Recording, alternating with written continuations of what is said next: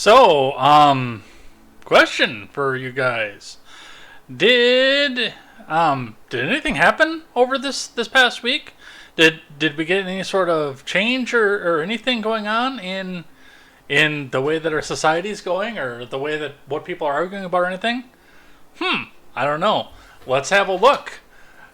Donald Trump secures enough electoral votes to become the 47th president of the United States, with a concession from Kamala showing that there's not going to be a battle or any sort of review of what happened in any of the swing states. This means that, yes, come January 6th and then January 20th, there will be hopefully an orderly transfer of power. We are going to watch what happens with that, where that goes, and what happens with that. But we're going to talk a bit about what happened that night, what has happened since then, and where we are going from there. In other news, the cabinet is beginning to shape up. I like some of the names. I detest some of the names. We'll go over what's happening with that. Jack Smith has moved to drop the charges for election interference for reasons I'm pretty sure are going to be obvious. So we're going to be talking about that, what's happening there, and where we go with that. And a FEMA worker accused of telling staff to skip hurricane-ravaged Trump areas has been fired and speaks out about what happened in the process. It is going to be all of this and more over here on Contemporary. And, well, there's going to be a big monologue in the beginning, too. I'm going to tell you right now, I'm going to bloviate, but we're going to go over all of this and more over here. So strap yourselves in, find some friends, get everybody in here, because we're talking election night and the effect that it's had on this country and almost heaven, West Virginia. Blue Ridge Mountains, Shenandoah River. Life is old there, older than the trees, younger than the mountains, growing like a breeze. I'm Jay Edgar, and this is Contemporary.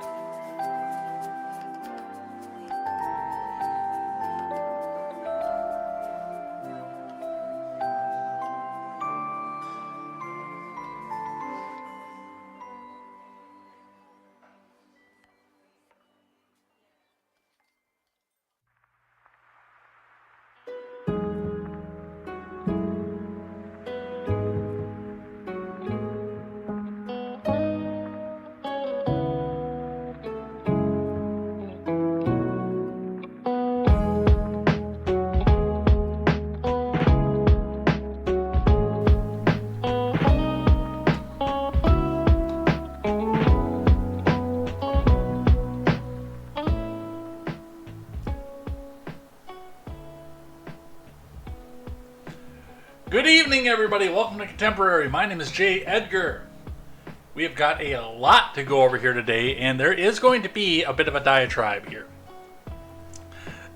Being not a Republican, I am going to be hitting both sides. Because, well, one side for going to the future, and one side for what it was that they did in the past. But I'm looking back, and I was telling Palm this earlier. Probably maybe Tuesday, Wednesday of 2 weeks ago, that I was nervous off of this. Not because, I mean, for me, no matter which outcome happened, there isn't really going to be any changes in lifestyle or the way that my life is going forward. None of that is going to change for me.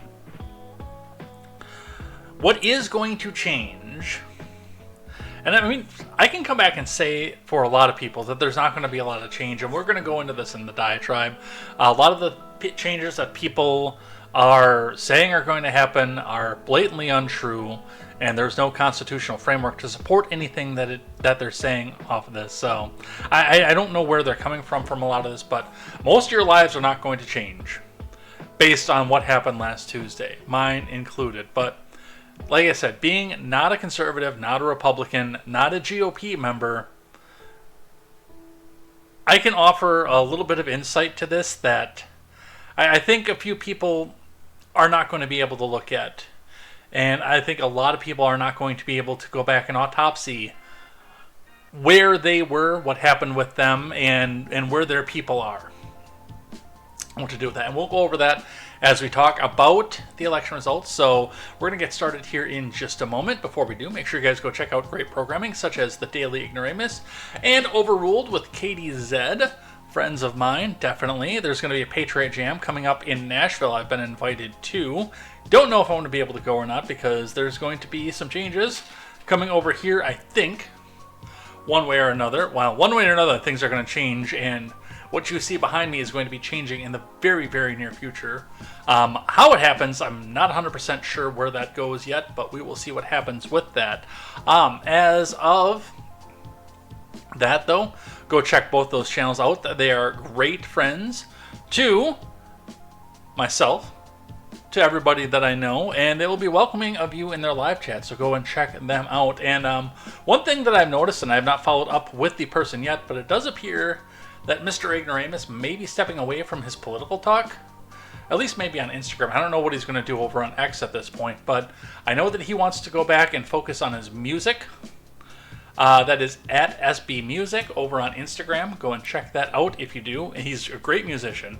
I think he's a little bit out there sometimes on some of his political opinions, but I think some of that is for show, and I think that some of that's just to get a rise out of people. So I know him personally, and I've talked to him personally, and the character on the screen is slightly embellished over the real Stephen Ignoramus, but not very much. But go check them out. They are great people. Great coverage, great things to be interested in, especially like true crime. That's Katie Zed's wheelhouse, so go and check that out. And I guess let's get down to the news. If you like what you see, go ahead and live chat what it is that you enjoy about what it is that you see, because the more you chat, the more we get moved up to the front of the algorithms on the various platforms that you are on. So go and check that out and tell me what you think. Tell me what you think about what you see, and you'll get read on air because, hey, it's a small enough audience that I can take care of you all individually. Hopefully we grow. A good problem to have is not being able to take care of every commenter individually, but we're still at that point where you can get on the ground floor and be talked to individually. So let's check out the live chat. Let's see what you guys are doing.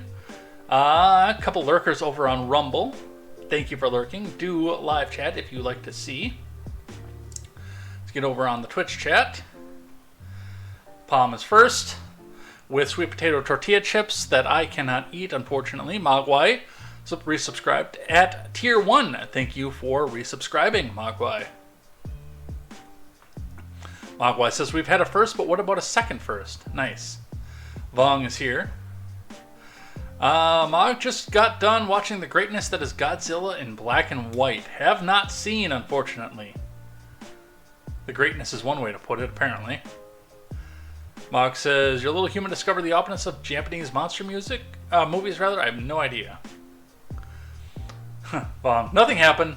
Women have been having emotional meltdowns. Commie bastards have been reading about everyone does not one of them are Nazis, and soy boys are simping for women. So no, nothing's happening. At least nothing that isn't totally normal. Music from Wind Waker. Yes, I've started doing Wind Waker on the Switch. The HD remaster. Once I get out of this little closet, I do want to take Vong's advice and do the full motion control Wind Waker experience. As of right now, I cannot do that. There is not the space to do that, but if there's space that I can expand into, I do want to go back and do the full experience. However, if I stream the Wind Waker, that is going to be a different story because this little area here is theoretically going to be approximately the same, no matter what it is that I do. So streaming that is still going to be hard to do with full motion control. I do want the experience, though. Mog says, older than the trees, putting card to head. What's the minimum age to get elected president? Well, older than the trees, apparently. If you got that joke, your knees are killing you at the moment. I got that joke. My knees are great. It's my back. Go ahead. You hit the right, we hit back. If you're talking bullshit otherwise, take your criticism on board. It makes us stronger. Yeah, we're going to talk about what's going on with that. Oh, I'm sorry. I got Wind Waker confused with Skyward Sword. Never mind. You're right. It is Skyward Sword that I was thinking of, not Wind Waker. What do you make of the it hasn't even been a week memes? I don't know. I haven't seen one of those ones yet myself. Alright, anyway, we've gone through the live chat. I kind of want to see Dual Helix show up on the Rumble side, because I think he's going to have a bunch to say off of this one. Alright, anyway, let's talk about election night. So, instead of doing the RCP polls, as we did last week, and for several weeks before, we are at 312 votes for Trump, extending his lead, by the way, over Hillary Clinton. There are some questions that I think a lot of people over on the the left-hand side of the aisle have about this. I have some questions about this, not necessarily because of all the states that got picked up, but the way that some of the Senate races went in the wee hours of the morning. We're going to talk a bit about that as well, but as you can see, our big blue strongholds, Hawaii, California, Washington, Oregon, which I predicted. Arizona went Trump, but somehow put Gallagher, into the Senate. Not Reuben Gallagher, he's not smashing a watermelon with a hammer. Nevada. And these two took a considerable amount of time to go back and count. And there was a comfortable margin either direction on that one. Wisconsin went Trump. That was one that I could not predict. I actually thought Wisconsin was going to go for Harris. But I thought that it was going to be a similar methodology to what happened with Tammy Baldwin in the wee hours of the morning. Michigan went for Trump. I'm not surprised by that. And it was not for people coming out and outright voting for Trump.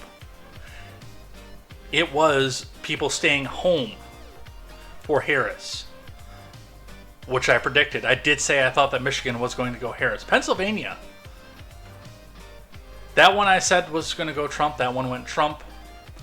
And a bit of a squeaker, of course, Georgia went Trump. I saw that one coming. I saw the writing on the wall on that one.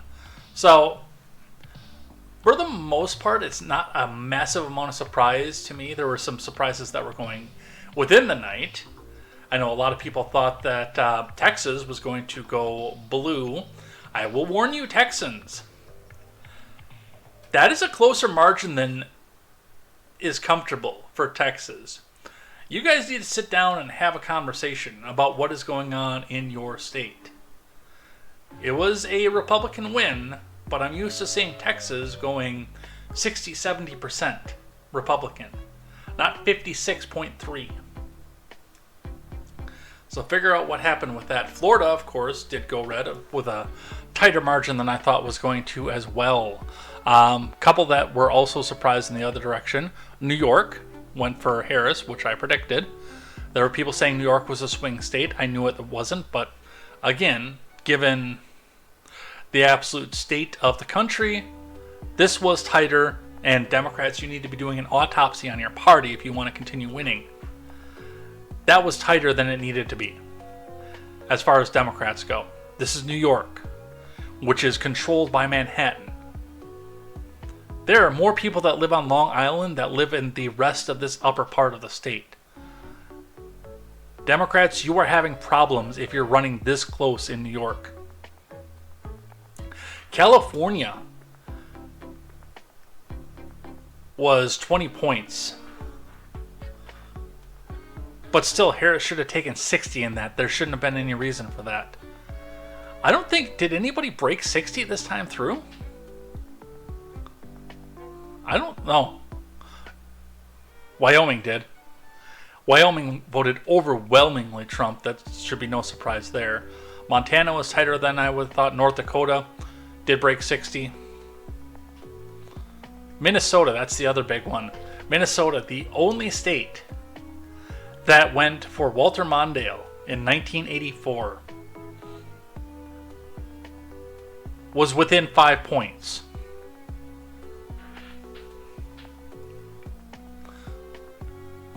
Illinois, within 10 points. Virginia, within 5 points. Democrats, if you don't sit down and autopsy your party, you're going to have big problems coming up in the near future. You want another 1984 landslide? We're starting to see some of the ingredients for the recipe that is the 1984 landslide. And I'm not entirely surprised that it went the way that it did this time, and that it's going in that direction. Alright.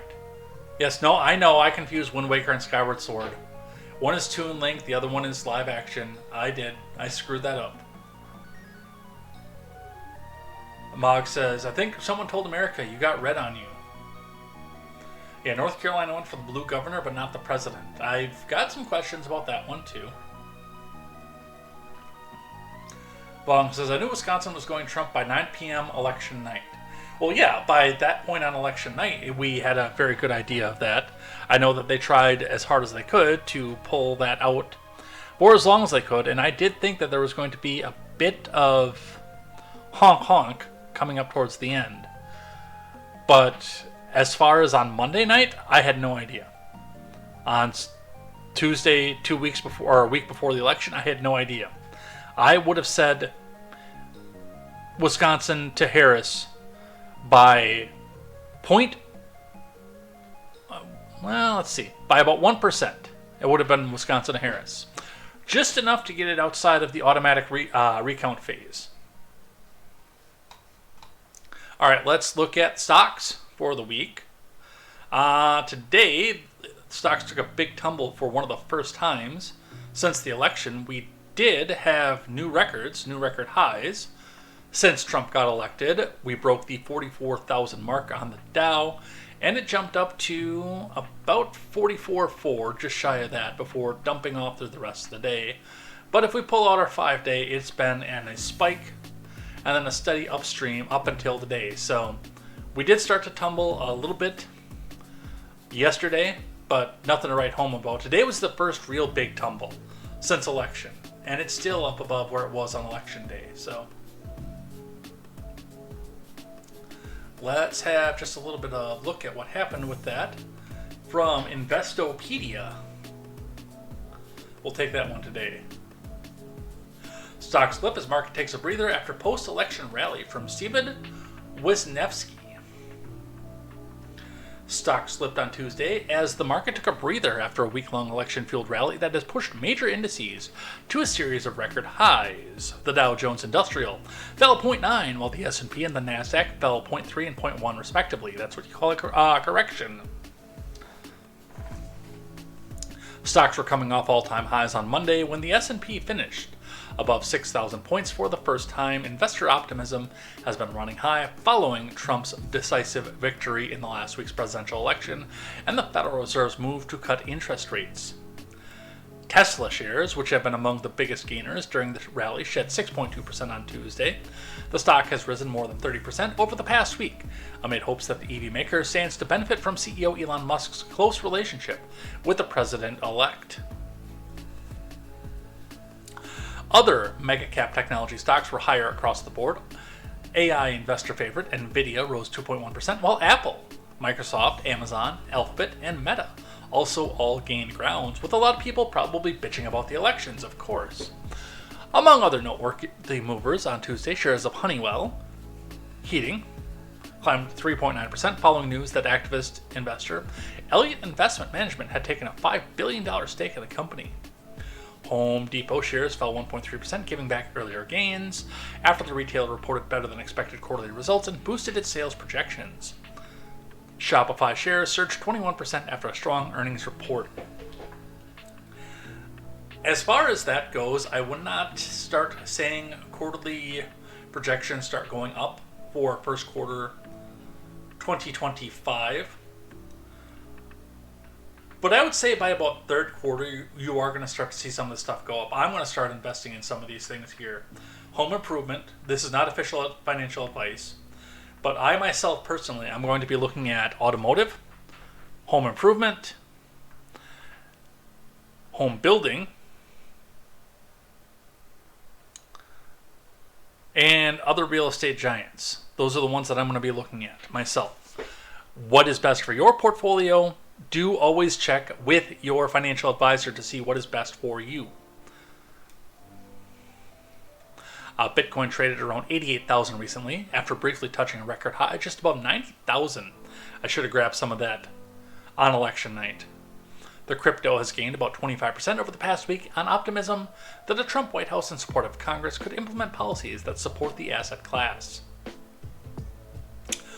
Gold futures were down slightly at about 26,000 an ounce, or 2,600 rather an ounce. The precious metal, which hit an all-time high about 2,800 last week, has lost ground recently as the U.S. dollar has strengthened since the election again. We're seeing an awful lot of very, very good things coming in the post-election fallout. And I had this narrative coming, being told to me constantly, that the sky was falling. The sky was falling. We must tell the president.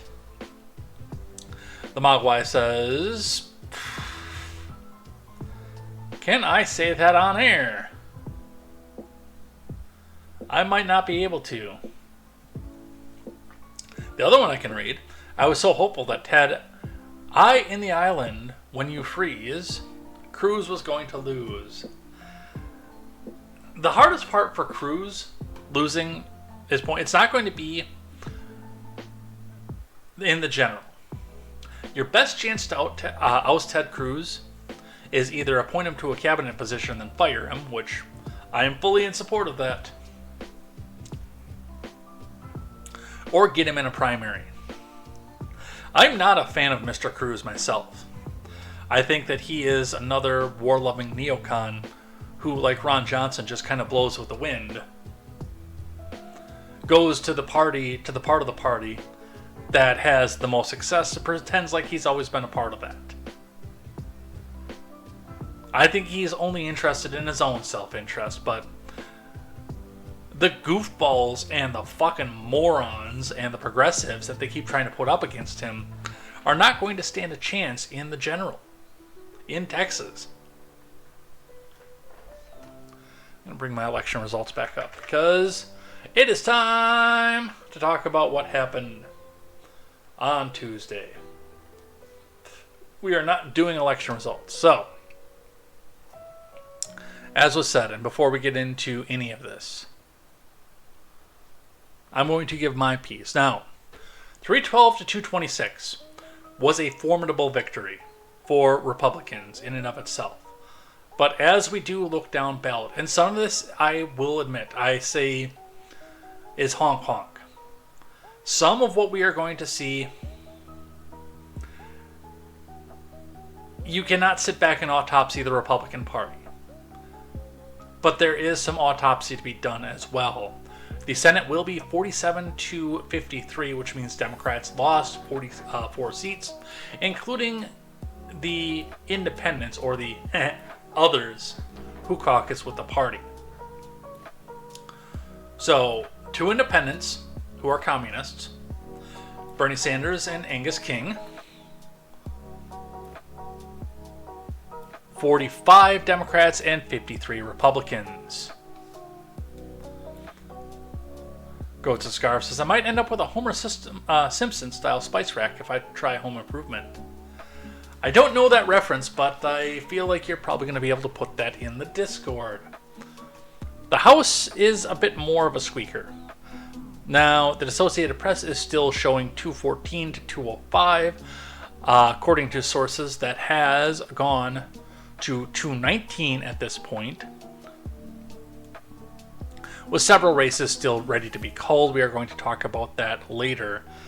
But again, given the fact that there is a 312 to 289 presidential split, or 226 rather, 312 to 226 presidential split, there's no reason the House needs to be this tight.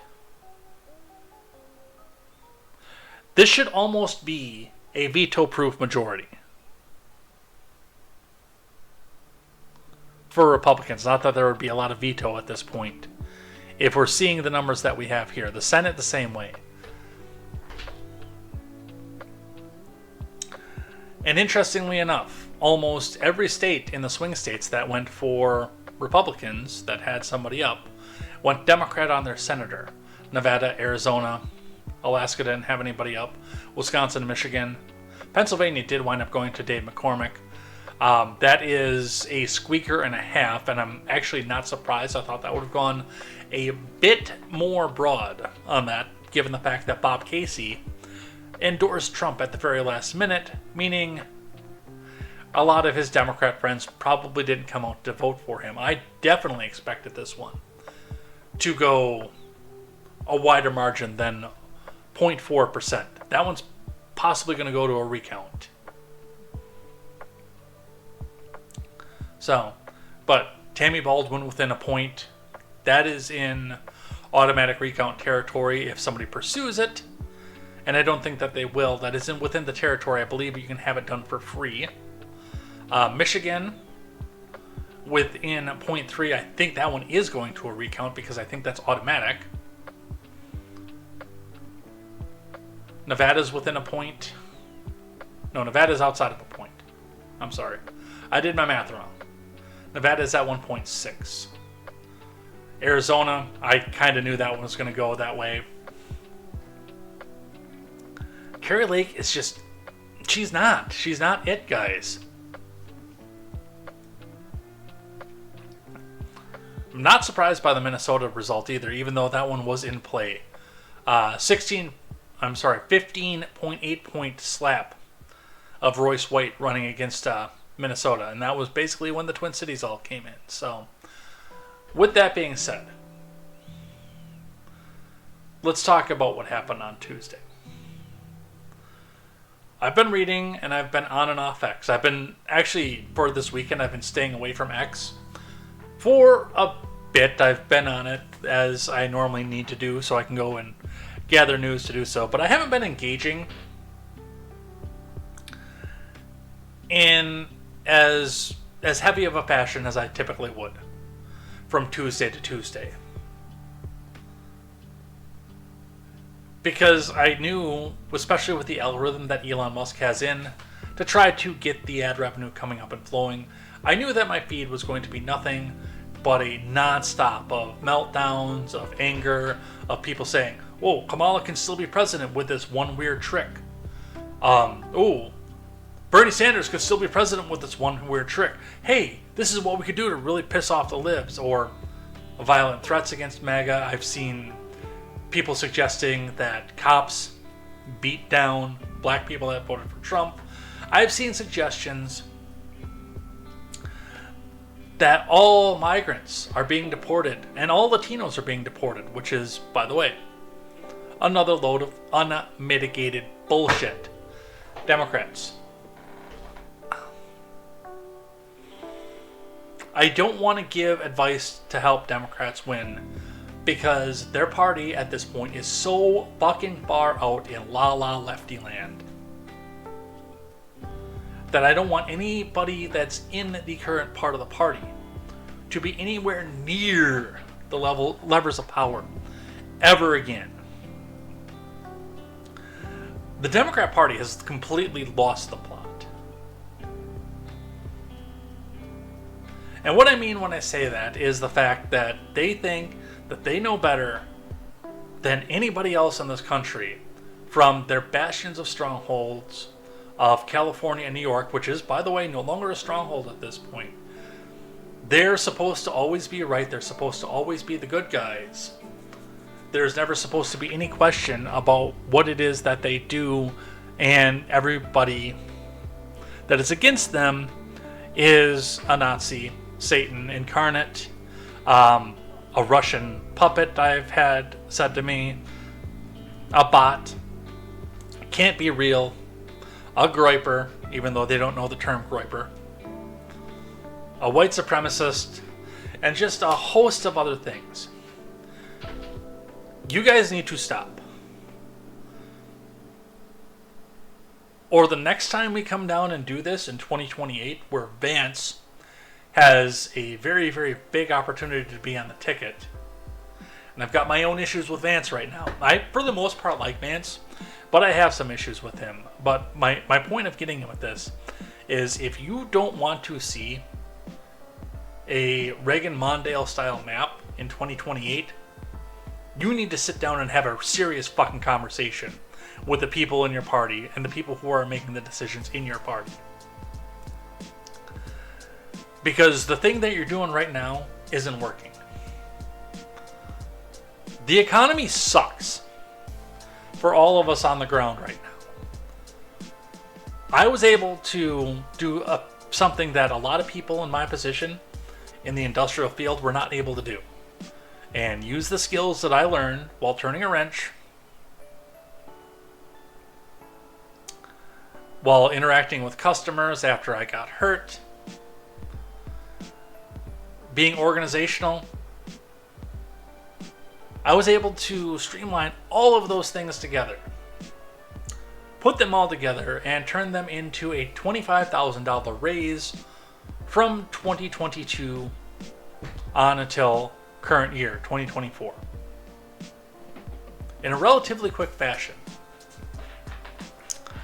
I feel more broke right now than I did when I was making 40 grand.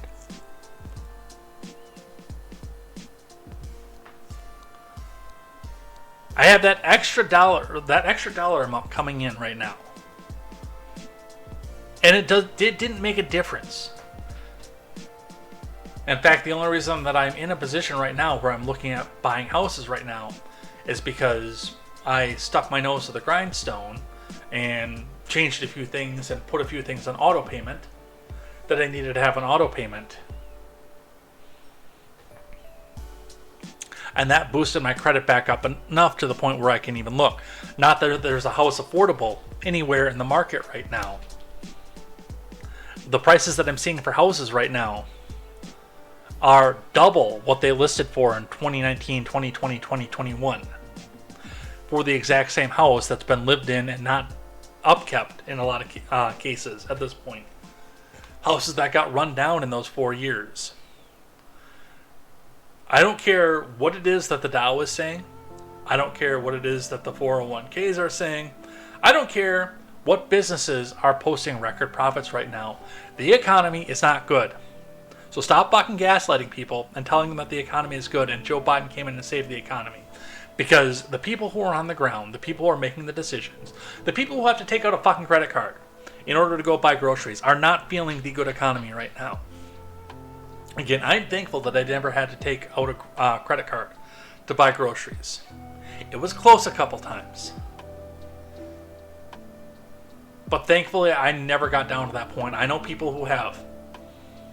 I know people who have moved back in with parents.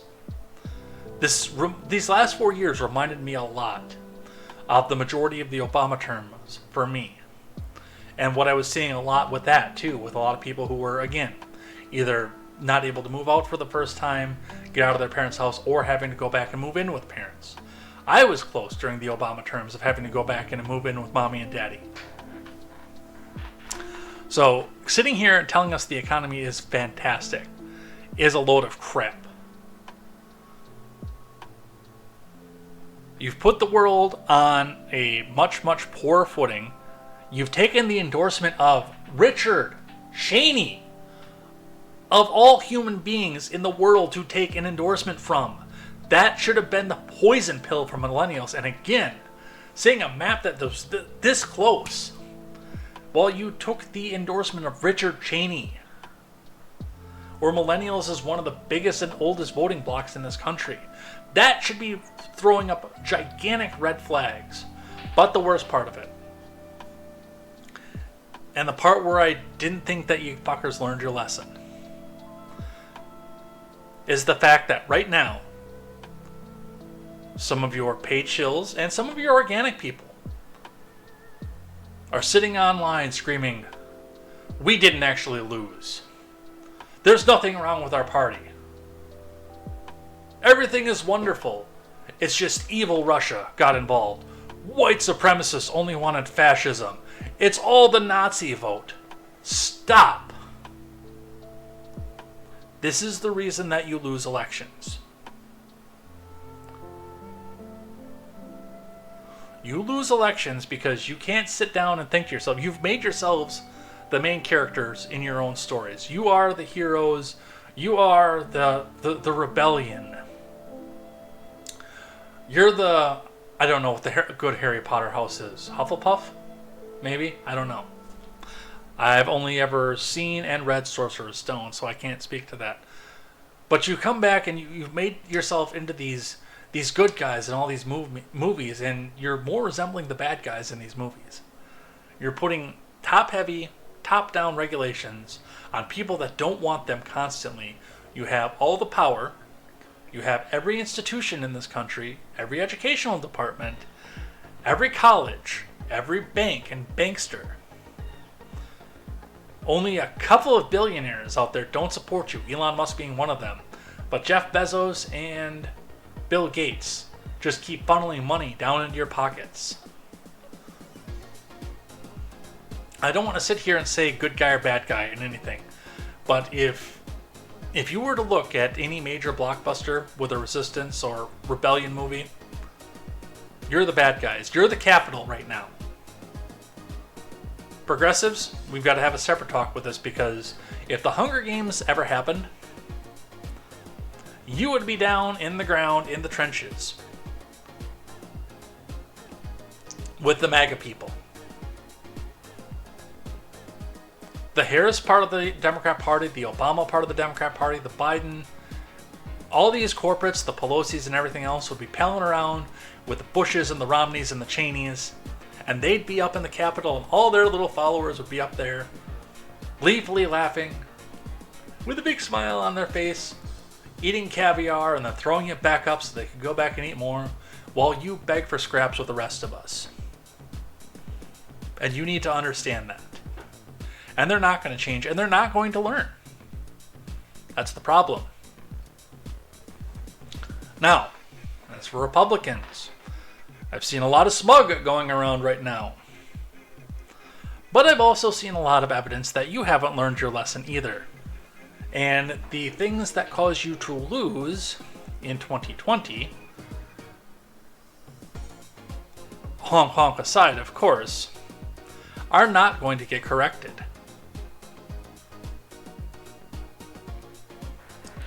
This, for the most part, goes to the on-the-ground people. Telling people to self-delete online doesn't win you allies. That's what they do. Telling people that they're evil on the wrong side of history doesn't pull them over to voting for your side. That's what they do. That's why they're in this mess right now. So, and as I sit here and watch you people do this, to bust chops on people, and I understand the desire to because they all started it. That's fine. Finish it. It's done. It's over. We will have fundamental disagreements on policy, on what to do about certain things. States' rights is going to intervene, and we're going to have disagreements between the states on how to conduct fiscal policy, on how to conduct social policy, including, yes, gay marriage and abortion. Those things are going to be differentiated between our parties. But these people are still humans, they're still our fellow Americans, and they're still being oppressed by the government that they claim to support.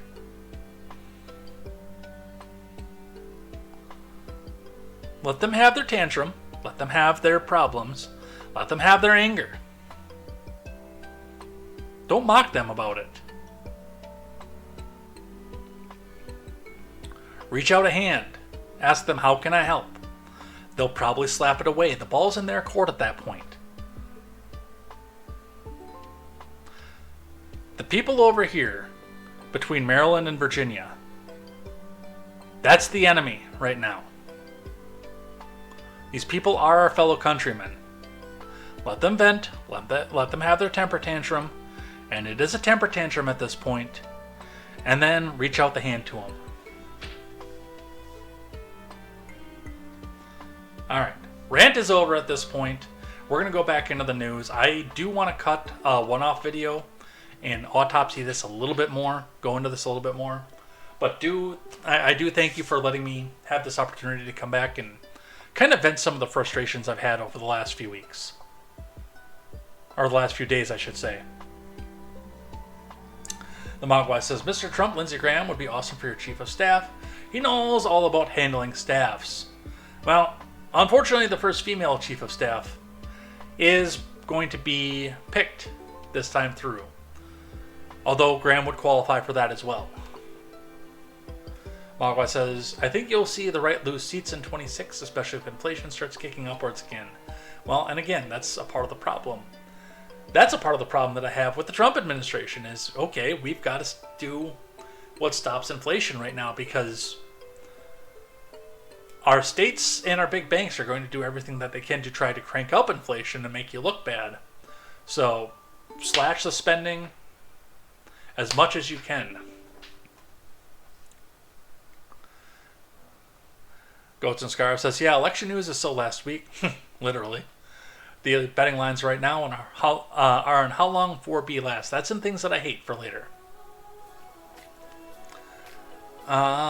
Is what's hot right now. Disclaimer, this is not financial advice. Nice. Mog says, Trump's in and now my doctor stopped my heart and I can't get my MAGA Madness magenta hair dye. Congrats on the raise. Yeah, no, it doesn't feel like a raise. That's the hardest part. Goats and Scarf says, I was in the military during the Obama re-election and I knew a lot of reserves and guard members weren't getting paid for months. It's interesting. I didn't know about that. If you've got a link for that or any sort of source with that, I would look into that in the Discord.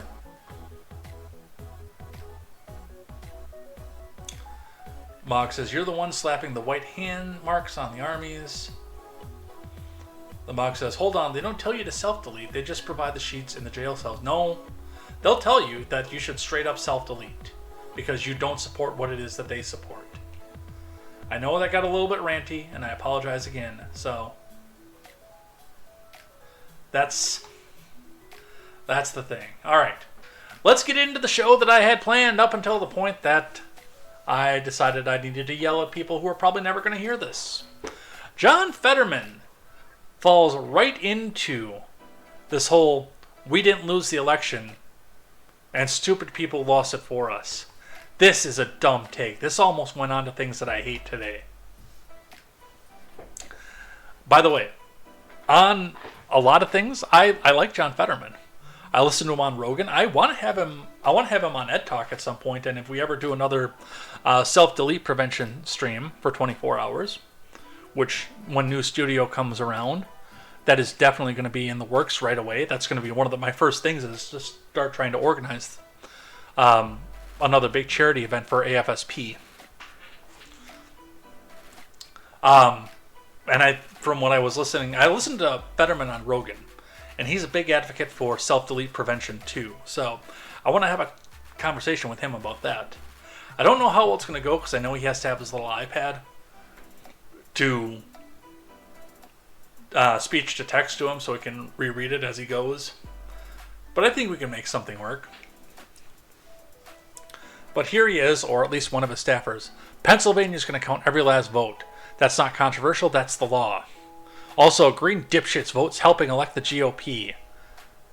Going back on the usual, your third party vote is evil because it got the other person elected. You should always be able to vote your conscience. I did vote my conscience. Because Chase Oliver sucked. I will probably never support an LP candidate in my life. Jill Stein is out of her mind, and I needed to put a vote in to put an end to Kamala Harris's career. I did not vote for Trump. I voted to end Kamala's career. And with any sort of good luck, that is over as of this past Tuesday. With any sort of luck, she is done at that point.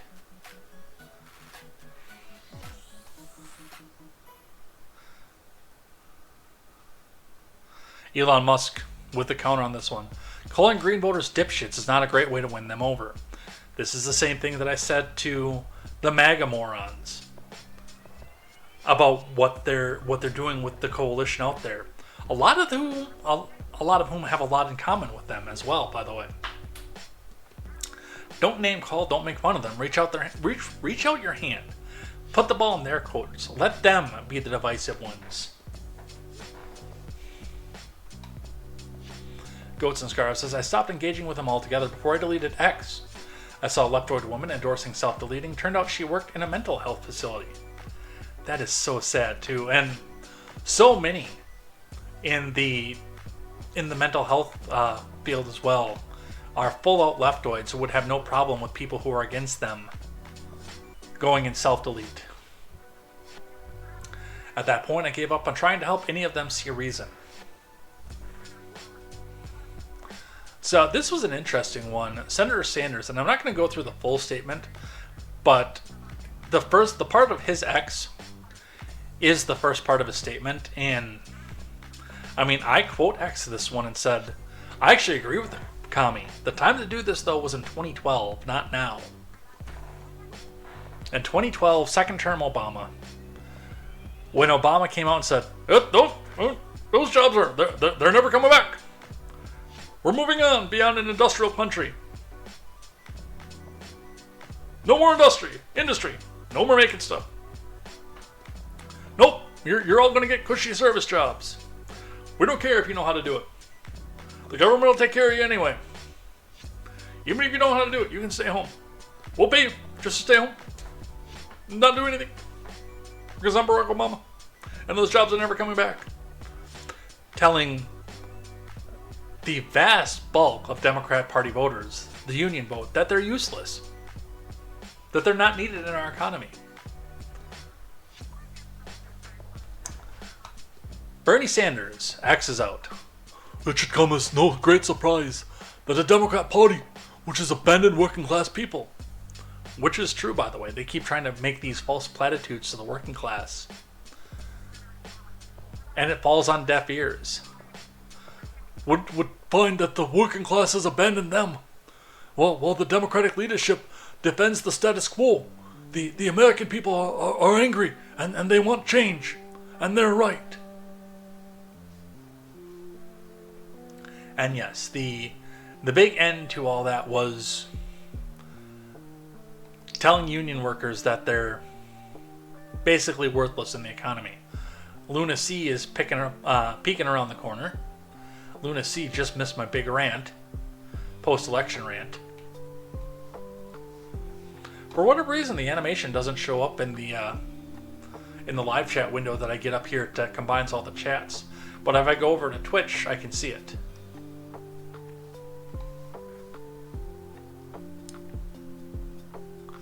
And here's another one here. A person trying to tell the person who's working for the working class that ignore what you see, everything is great. Unions are the strongest they've been in decades. That's a lie. Wages among the lowest earners grew the fastest. Well, when you're at the bottom, you have nowhere else to go but up. So when the inflation is going up 9%, then yes, those wages have to somewhat try to match. Wages in the middle didn't move that much.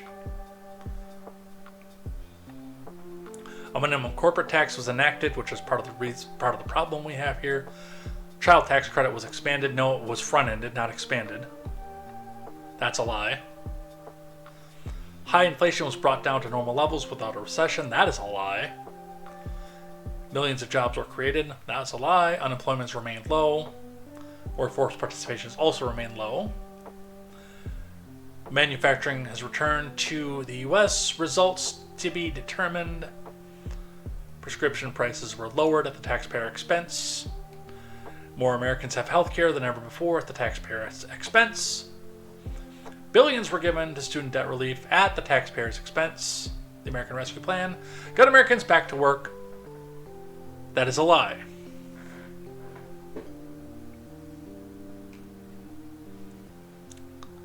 And the last part, the smug. And this is what I was talking about in my rant. Tell me how you're going to get universal health care through Republican Congress, Mr. Sanders. You're not. I'm going to tell you right off the bat, you're not. That's not going to happen. But this was just like with the DeSantis people who said, "Whoa, Donald Trump he's too lenient on abortion, so we can't vote for him. We want a true, strong Christian Republican candidate, and we're going to all write in DeSantis at the same time." And then Kamala got in, and they all got scared, rightfully so.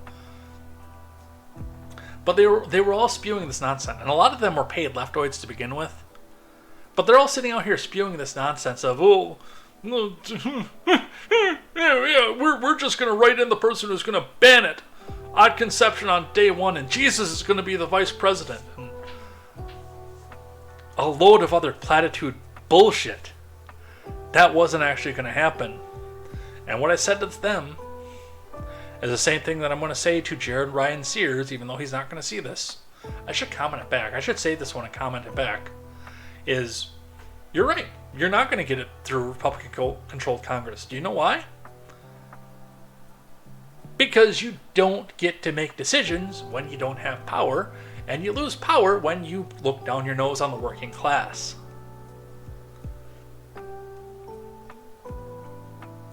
If you want to enact universal health care, then you need to have control of Congress. You fuckwit.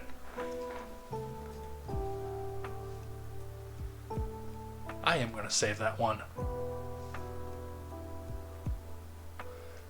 Let me park that over here with my North Dakota eliminating income tax one that I wanted to read more of and never got a chance to. We're going to park that over and to read later. All right, let's go back to election results from CBS News. These 14 House seats are still undecided, with 2024 results outstanding a week after Election Day. From Melissa Quinn. It's been 1 week after Election Day. Drop your sentence. Oh wait, no, wrong quote. It's been 1 week after Election Day 2024, and while control of the White House and the Senate have been decided, and a handful of races for the U.S. House of Representatives, the results are still outstanding, and their outcomes will determine the Republicans' margin in the lower chamber.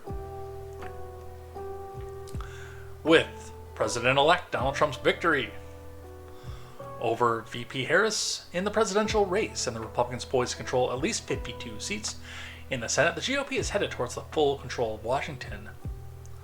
CBS News characterizes control of the House as lean Republican, with the party now just 3 seats shy of the 218 needed to win the majority.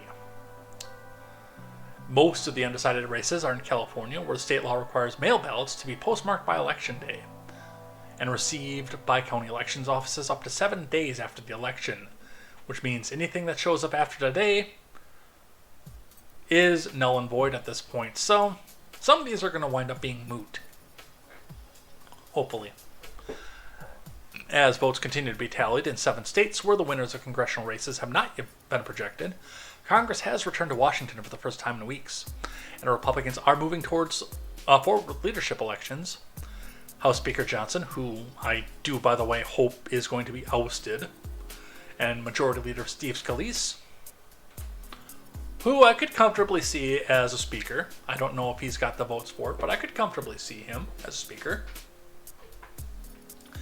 are expected to maintain their positions atop the Republican conference. But Trump's selection of conference chair Rep. Elise Stefanik for U.S. Ambassador to the UN has created an open seat in the GOP leadership. I'm interested, by the way, to see where that goes. Not a massive fan of Stefanik, but I kind of want to see what happens with that. The outstanding House races as of Tuesday. Alaska at large. Nick Begich leads incumbent Rep. Mary Peltola, a Democrat, by more than 10,000 votes. That is probably going to go to the right. If Begich defeats Peltola, it would be a GOP pickup. Arizona 6. Juan Cisco Amani, a Republican, is leading Democrat Kirsten Engel by 4,900 votes. CBS estimates this is a toss-up. I believe that is going to go Republican. California 9 is lean Democrat. That is probably they're probably right on that one. That's probably going to go the other way. California 13, John Duarte leads Adam Gray by 3,000 votes with 57% of the votes in. That might flip. That one might. California 21, Jim Acosta.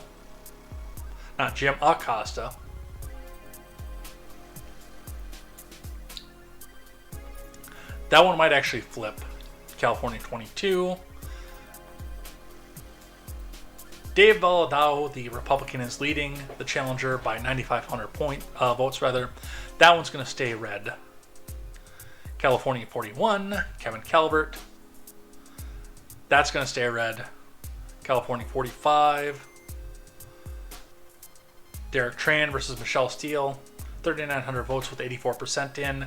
That's going to be a lead. I'm going to say that one's going to lean red.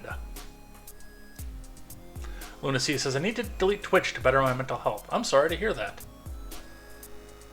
Well, we have YouTube over here if you change your mind. youtube.com/JEdgar101. Same as the Twitch name. No matter which account you use, you're always welcome back here, Luna C. You've been a good viewer throughout the years that I've known you. Katie Porter in California 47. So that's an open seat. That one could go either way, I think. Like Lindsey Graham. California 49. That's going to stay blue. Iowa 1. That's going to be red. Maine 2 is going to be blue. Ohio 9. Ohio 9 is probably going to go Republican, I think. And Oregon 5. 10,000 votes ahead, but in a very populated area. I think that is also going to go blue. So that's what's still outstanding at this point.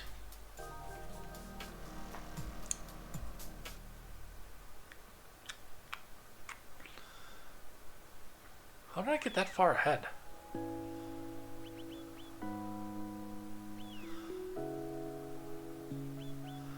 Anyway, I'll skip those ones anyway, because a lot of that is just going to lead me to me ranting again.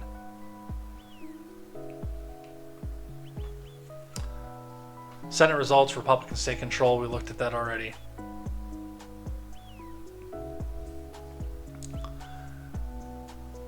NBC5 Chicago trying to say the same thing. We've got a little one here from our friends over at NPR. Foreign influence efforts reached a fever pitch during the 2024 elections. And remember, hit that donate button, because NPR cannot tell you that Russia decided our presidency unless you donate money to them, because they're only 10% government funded. And that might be in danger under an incoming administration, because all Republicans only love to censor their political opponents, and Democrats would never do such a thing while screaming to shut down Fox News. So make sure you hit that donate button, because the ad revenue is not enough to keep this going, and we need your money, I mean our money, comrade, to tell you that all Republicans are automatically evil. NPR is never printing reality. National Progressive Radio. Let's see what it is that they have to say.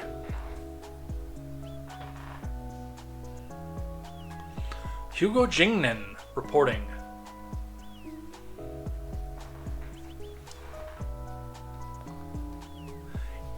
It's the final stretch of the 2024 election. This was pre-election, by the way. Was marked with a series of increasingly brazen attempts to influence voters and disrupt polling places. U.S. intelligence officials and researchers believe Russia, and of course they had to put that one in big bold letters in the beginning of this, and other foreign powers were behind the effort. On election day itself, hoax bomb threats were sent to polling locations in Georgia, Pennsylvania, Michigan, Wisconsin, and the Navajo Nation in Arizona. The FBI says that many of the bomb threats appear to originate from Russian email domains, which NPR confirmed after reviewing emails sent to Georgia locations. No bombs were found at any of the locations, and there's no indication that the delays they caused in voting swayed the election results. Of course they didn't, but, of course, Russia bad.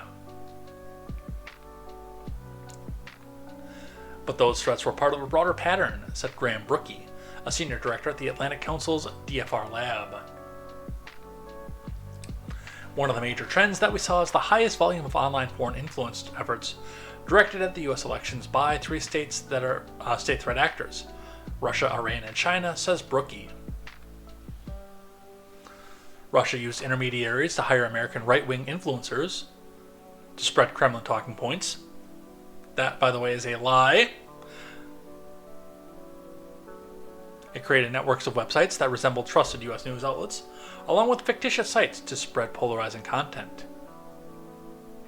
That last part might be true, but the first part they're talking about is the tenant media, and we've already determined that was a lie. Goats and Scarves says they were rushing to get that interference excuse out before the elections. China sought to sway down ballot races by posting negative content about congressional candidates it deemed anti-China, which is the same thing it does all across the world. Hackers tied to Iran successfully got documents from the campaign of Donald Trump and tried to leak them to U.S. news outlets. The DOJ also alleged that Iran tried to assassinate Trump.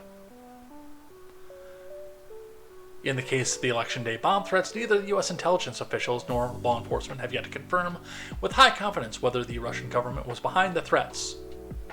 It probably was, because it gave news to sow discord among the American people, which is the goal of Russia: to keep the country divided. They don't care who's in power, they just want the people at each other's throats. You know, kind of like Democrats and neocon Republicans. Because if we're divided, we're easier to control. But if it's confirmed to be Russia, then that really is significant and measurable foreign interference, Brookie said. Apparently not, because they just said there was no measurable sway in the election results. But, yeah, says Goats and Scarves said they were rushing to get that narrative out.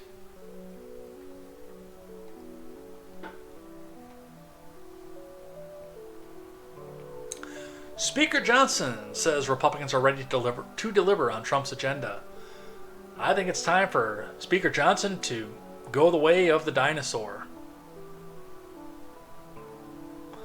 I think it's time for that one to be gone. From Lisa Mascaro.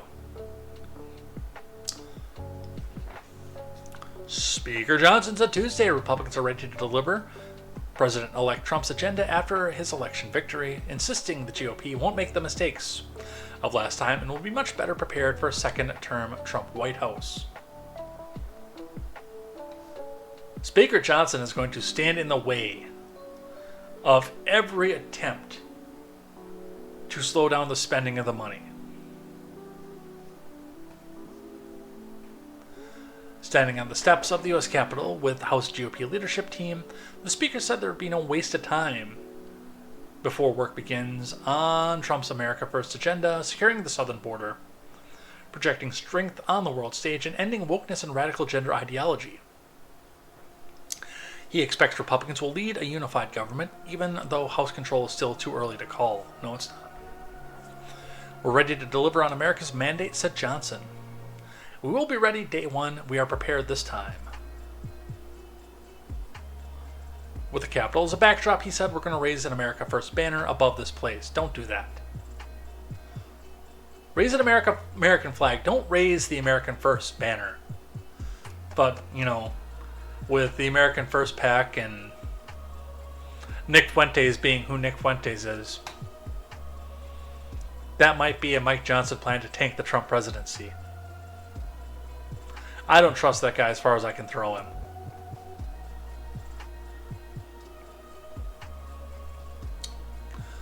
Congress returned Tuesday to a changed Washington as Trump's hard right agenda is quickly taking shape. You should have known that was coming from the Associated Press. Buoyed by eager Republican allies eyeing a full sweep of power on Capitol Hill, while Democrats are still sorting out what went wrong. No. They're trying to find a scapegoat. They know what went wrong. They're just not going to address it.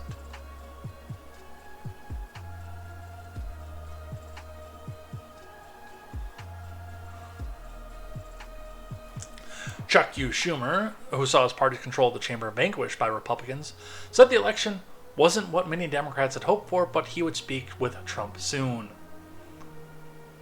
Yeah, Trump is probably going to tell him to get the fuck out. We should regard this election as not merely a defeat, but more importantly, a challenge, he said. I hope that guy goes away. I hope Johnson is gone.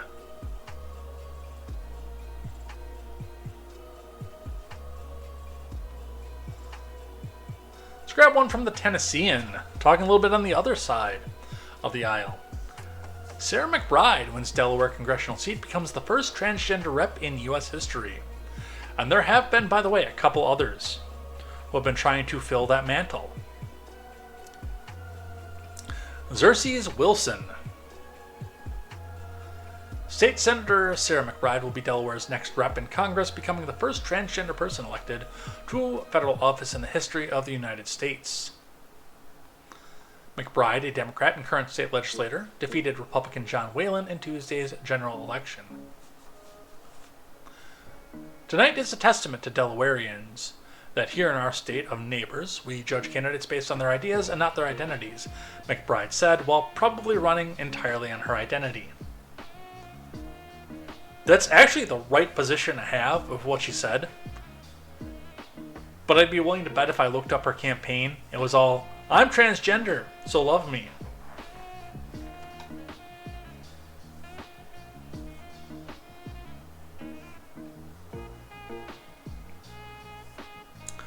She said her victory also sends policy message, emphasizing her goals in Congress that housing and healthcare be available to all, protecting reproductive freedom, and guaranteeing paid leave. I thought that men weren't allowed to have a say in women's reproductive health. Wasn't that a thing? And realistically, I don't care about what's dangling between Sarah McBride's legs. I don't. I know the Tennessean cares, which, I mean, that's a division of the USA Today, I believe.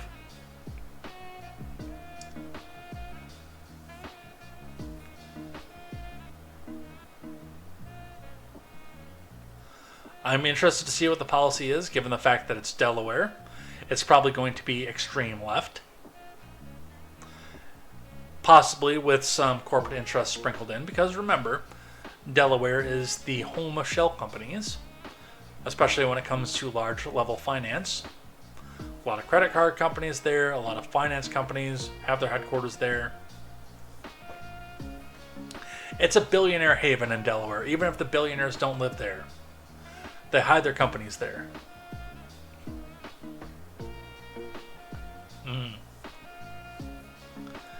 Goats and Scarf says, you need a woman with balls to decide women's rights.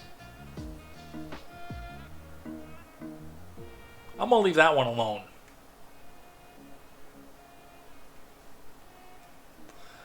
Alright, in the aftermath that night, Harris revelers leave Howard campus without seeing candidates speak. From Sam Cabral, Holly Honderich, and Michelle Fleury. Kamala Harris did not speak on election night at Howard University, her alma mater, and a historically black university in D.C. After losing the first two battleground states announced, Harris did not appear before a group of on-campus revelers that had started to dwindle as the night wore on.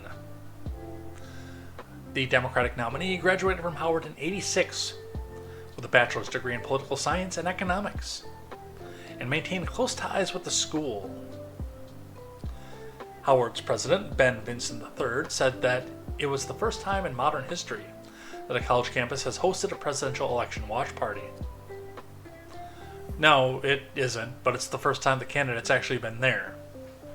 Get it right. Mr. Vinson said the university was already incredibly proud that the first woman of color to serve as vice president was among the alumni. We're also honored that she has chosen Howard as the place to potentially make history again. But on Tuesday, the gathering at Howard became increasingly subdued, and around midnight, a senior member of the campaign told the dwindling crowd that Harris would not be appearing tonight. Two swing states, North Carolina and Georgia, which North Carolina was not a swing state. had been called for Trump on the big screen mounted outdoors on campus. Nabila Magnum, 31, decked out in the bright pink of AKA, a sorority she shares with Harris, planned to celebrate election night at Howard. I was very motivated and excited, she said. She felt the mood change in real time, a sudden deflation in the crowd around her. The energy went down, she said, but we're not finished. It's not over till it's done. Harris supporters gathered outside the school earlier on Tuesday before the watch party began, but they went eerily silent as they saw North Carolina called for Trump. I know there were a lot of worries with the numbers right now, said Howard student Jordan Newsom, soon after the state was projected as a win for Trump. Mr. Newsom and his fellow supporters were doing their best to keep the mood up. The best we can do is unite and keep the faith among ourselves. Along with the revelers was Cheryl Taylor, a Howard alum who was tapped Harris as a freshman to join Kappa Kappa Alpha, the country's first black sorority, which was founded at Howard in 1908. Members of AKA and other black sororities form a tight-knit national network that helped boost Harris's presidential bid this year and in 2019. Even at the age of 19, Ms. Taylor told the BBC, Harris stood out as a leader. She was amazing, beautiful, smart, and a good person, she said. Ms. Taylor was moved by Harris's decision to hold a watch party at Howard, saying it was a recognition of the school's importance in her journey and the place that showed her the power of black excellence. And she shrugged off attacks aimed at Harris's racial identity, including from Trump, who questioned her blackness. Waiting with her friends to get in was a first-time voter and first-year student Kendall Clayton, who described Harris as a role model. As a black woman, I really look up to her. So, a lot of people were waiting to see at least the speech and everything, and I do feel bad for the people that were out there. Look, even if you're coming out and losing, and I know they had to haul Hillary off in the wine-drunk place too, you should be there for the people who gathered to try to support you, to comfort them. I don't necessarily think that they should be in a mental place where they need comfort over a major presidential election, and most of what they should be concerned about should be happening at a local level. But tirade aside on that, they have been told their entire lives that their entire life pattern will be controlled by who is the president of the United States. That is a thing that has happened. So if that potential president has failed them, then that potential president should be out there to comfort them as they go throughout the night.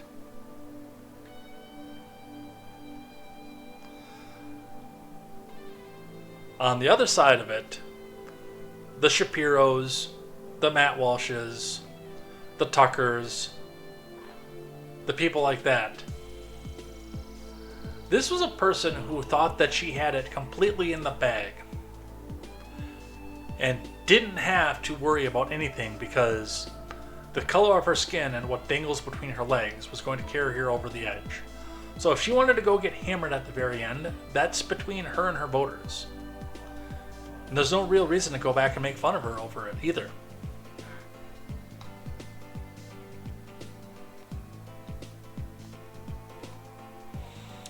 Here's an interesting one for this one. Aesthetica. Joe Biden immediately losing his dementia, talking perfectly and looking 10 years younger. After Kamala lost the election, will never not be funny to me. Either he secretly found a dementia cure, they purposely spiked his meds to enact a coup, or he just executed the most brilliant long con in the history of politics. This coming with the video of Biden addressing the nation. Let's listen to a bit of this. We're not going to go through the whole thing. And here comes President Biden. He's got quite a pace there. He's got his aviators on, traditional sunglasses. Joe Biden coming out, about to address the nation. He looks pretty perky. He's definitely had his Weetabix. Here he is. Good morning, good morning. Thank you, please. Thank you. Good to see this cabinet and the staff together here. Thank you.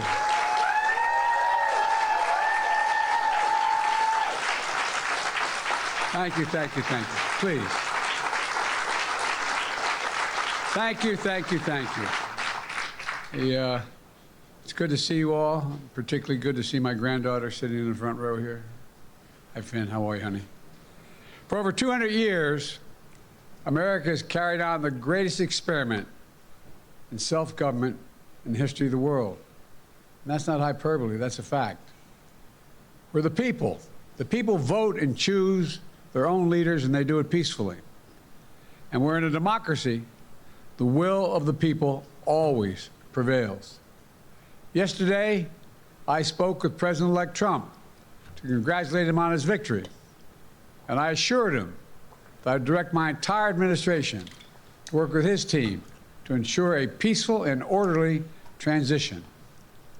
That's what the American people deserve. Yesterday, I also spoke with Vice President Harris. She's been a partner and a public servant. She ran an inspiring campaign, and everyone got to see something that I learned early on to respect so much, her character. She has a backbone like a ramrod. She has great character, true character. She gave her whole heart and effort, and she and her entire team should be proud of the campaign they ran. You know, the struggle for the soul of America, since our very founding, has always been an ongoing debate and still vital today. I know for some people, it's a time for victory, to state the obvious. For others, it's a time of loss. Campaigns are contests of competing visions. The country chooses one or the other. We accept the choice the country made. I've said many times, you can't love your country only when you win. That is either not the same person who was on the debate stage, or he legitimately went out there to screw Kamala Harris. He wanted to step down. He wanted to put her up with no time to prepare or no time to do anything else and watch her lose. And I think that he was getting close to getting forced out. I don't know what the story is behind that, but that, like the Post said, he either found the cure for dementia in the last 7 days, or he legitimately went back and screwed his party.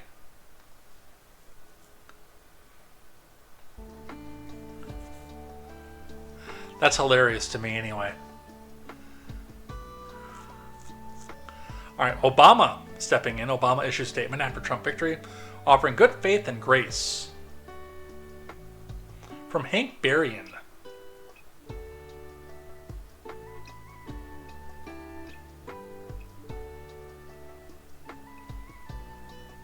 So the statement is written, we don't have a video of this one, the evening after Trump was elected to serve as 47th president of the U.S. Former President Barack Obama issued a statement in which he congratulated Trump and Vance, lauded Harris and Governor Walz, and claimed that he believed in extending good faith and grace, even to people with whom we deeply disagree.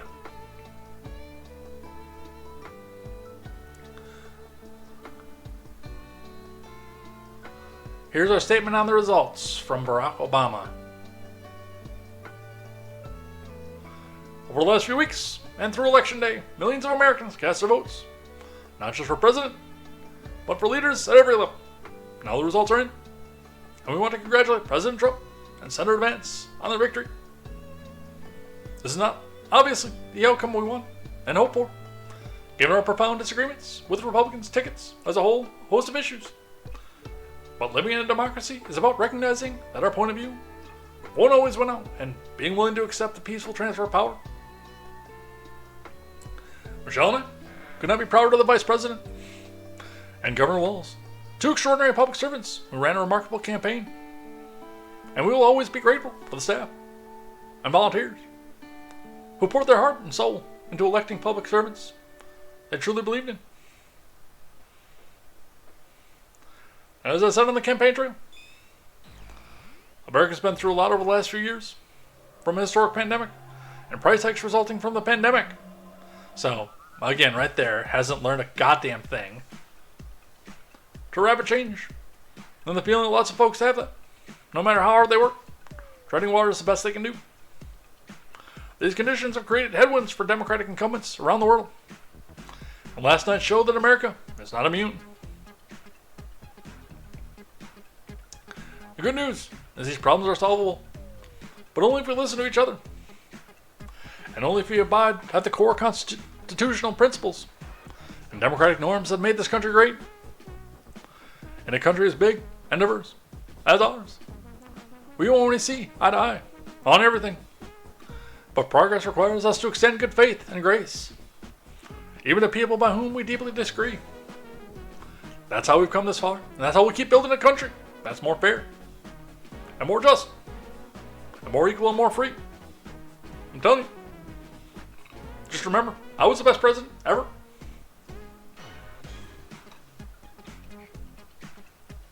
I mean, the sentiment is there, but as was pointed out by The Wire, he was also making crude hand gestures while describing Trump's weird obsession with crowd sizes.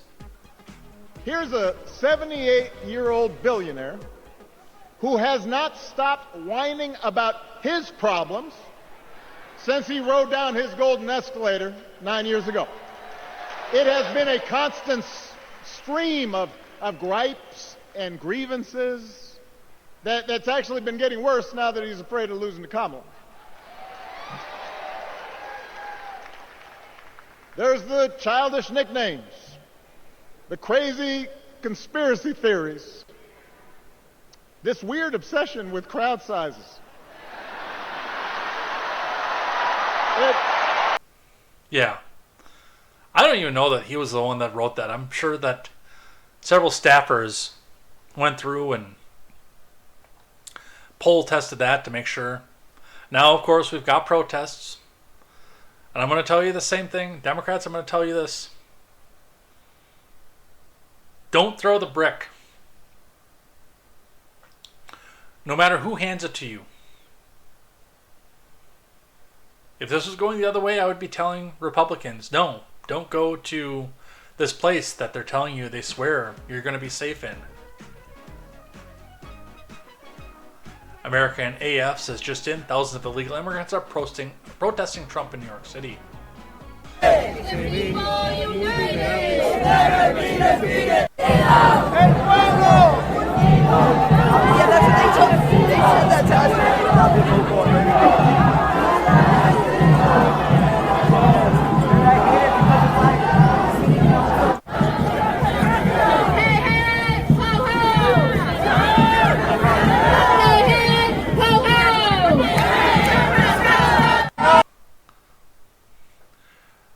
I say this every time we do a protest.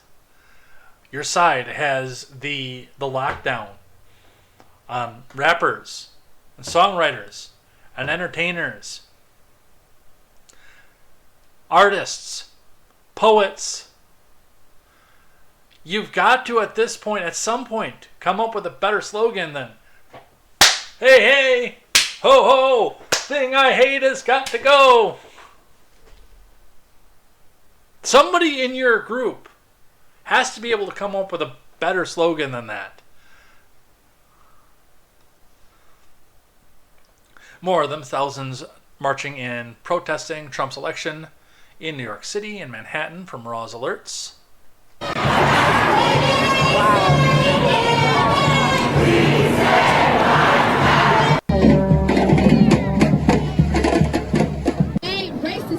Anti-gay. Donald Trump, go away. Racist, sexist, anti-gay. Donald Trump, go away. Racist, sexist, anti-gay. Okay, that's Trump, go away. better.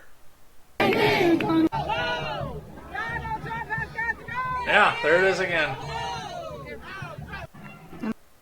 Write a new protest song. This one, the Foo, who is Politibunny, reported this one out to the FBI. Let's have a listen to what this one has to say. I would go as far to say that I would purchase a Glock, and if you and I are walking on the same street and it's dark out and you're a white male, you have to be white for this to count, okay? If you're a white male, even if you don't approach me, I will shoot you. Yeah, I know.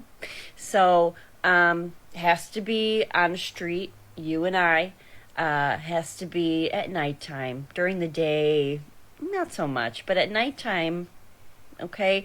And you have to have very white skin and be a male. I would go as far to say that I would purchase a Glock. Now, this person probably doesn't even know how to use a Glock. But, yeah, that's intent, and I hope that person... I don't want people to get government involvement, but I do hope that person gets a visit. Partially so that she gets the help that she needs, because she very, very, very clearly needs some help. Some more on the aftermath. Hashtag Blue-Eyed Susan with a blue wave icon says, lots of Trump-loving Mexicans who would never vote for a smart woman president will be deported back to Mexico, where they just elected a smart woman president. Yes, of course, a woman just being elected in Mexico, but me pointing out as well, anyone who can be deported isn't eligible to vote for a smart woman president, in this country at least. That's right, if you are on the roll of people to be deported, that means that you're not a citizen. You can't vote here. Just to let you know.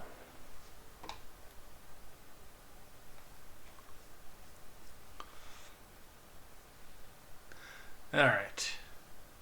Let's go cabinet members. Because there are a few of these that I like, and a few of them that tell me that no, he did not learn his lesson the last time. From Fox News, Trump picking cabinet at breakneck speed compared to 2016. From Michael Lee,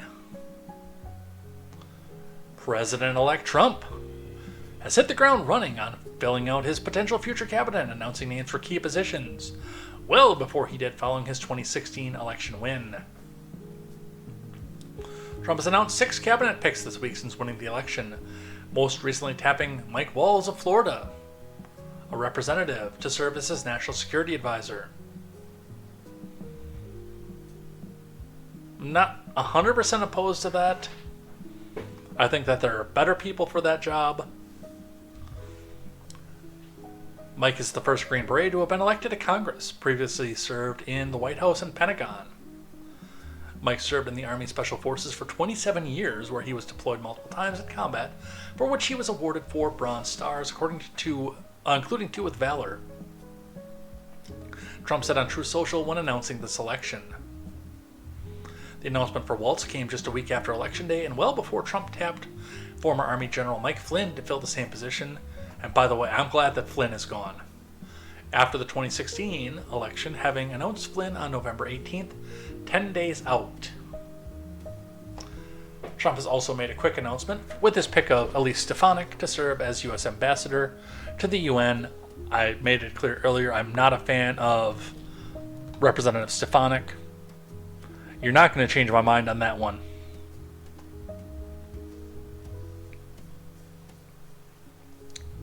Goats and Scarf says, if they have put any pallets of bricks out, I need to be the first one to know. Free material for a home. Well, yeah, there's that too. Goats and Scarf says, it's shocking that illegal immigrants could New York. I would say that's probably meant to say would come to New York to gather a protest, making it real easy for Spider-Man to catch and deport them. Correct.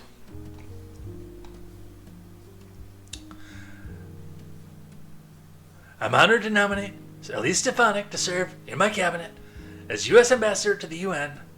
Elise is incredibly strong, tough, and smart America First fighter.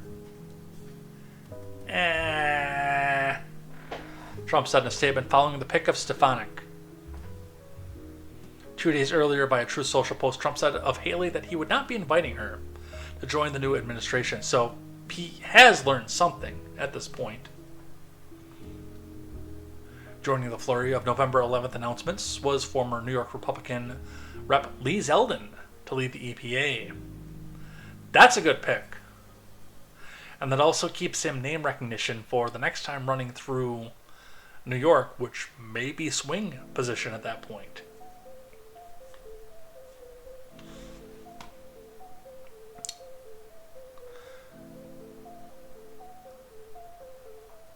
Lee Zeldin probably helped save the House by bringing in 4 new Republican congressmen-elect across the finish line, wrote Tom Cotton in a November 14th, 2022 Facebook post. We owe him a lot. Now, see, I liked Zeldin for the pick, but now that Tom Cotton is on his side, now I have to question that. Susie Wiles will be Chief of Staff. We're going to be talking about that extensively a little bit later. Not too much later, because we're already up on time. Stephen Miller. Yeah, get rid of that dude. Deputy Chief of Staff for Policy and former Immigration and Customs Enforcement Director Tom Homan. Yeah, Stephen Miller can go away. I would not be at all upset to see him go away. Deputy Chief of Staff. No, just get rid of him. Now, with Homan, though, I mean, he's going to go straight out and aggressive on that one. And he's going to be the, quote, border czar, which means he's going to be the chief advisor on what to do about the border situation. And one of the things I don't care for Tom for is the fact that he thinks that his position as border czar means that he's going to be in charge of doing the mass deportation, which, no, he would not be at that point. He'd be tapped and tasked with securing the border to keep people from coming in. But the Secretary of State, the Secretary of the Interior, and the head of ICE, which is what he used to be, would be the one that was in charge of that.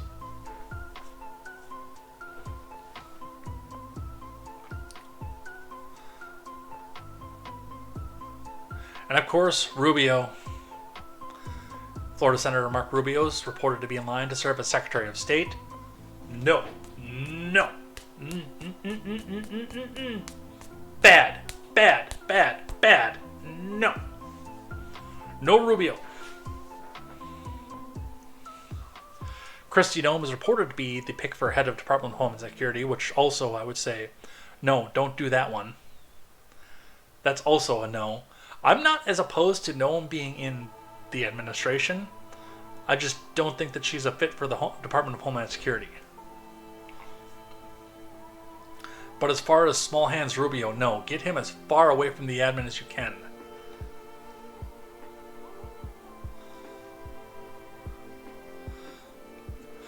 Newsweek, Trump's reported cabinet picks sparked conservative backlash. Excuse me, I got hiccups now. From Dan Gooding. Some of Trump's reported cabinet appointments have sparked a negative reaction among some conservatives, with worries over the qualifications and viewpoints of some selected. Among the rumored appointees are Marco Rubio and Kristi Noem.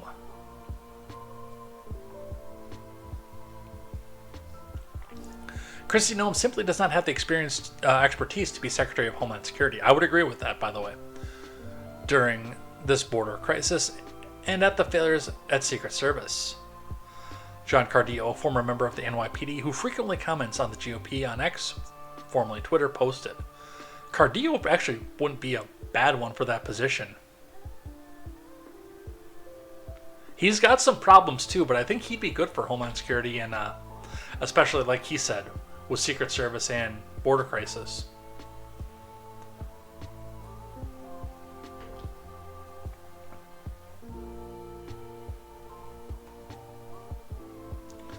Others criticize the idea of Rubio as Secretary of State. I'm one of those people. No Rubio.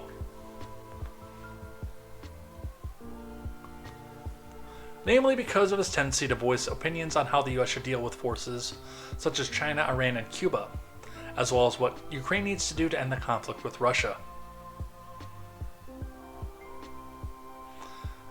Dave Smith. Marco Rubio is a disaster. Might as well give Liz Cheney the State Department. Awful sign. Yeah, pretty much. Raheem Kassam, editor of the National Post, said his phone was blowing up with Trump supporters against the appointment, with one telling him, "Little Marco isn't MAGA." I don't care if he's MAGA or not, he's a fucking war pig. Like Dave Smith said, if you're going to put Rubio in there, you might as well just say, "Hey, DeSantis, come be a part of my administration."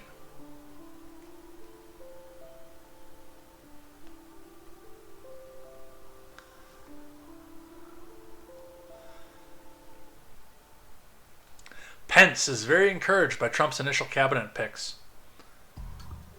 Well, that just makes me against all of them. Former VP Pence said Tuesday he's very encouraged by President-elect Trump's initial cabinet picks for his next admin. The former VP noted that Trump's reported and announced picks of Marco Rubio, Tom Homan, and Michael Waltz as Secretary of State, Bordazar, National Security Advisor, respectively, saying these are all conservative men and women who I believe will serve the country well and serve the president-elect well. Yeah, that's just a reason right there to get rid of Rubio. Get rid of him. He's gone.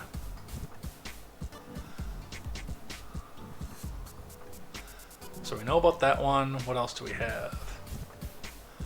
Green Beret veteran as National Security Advisor.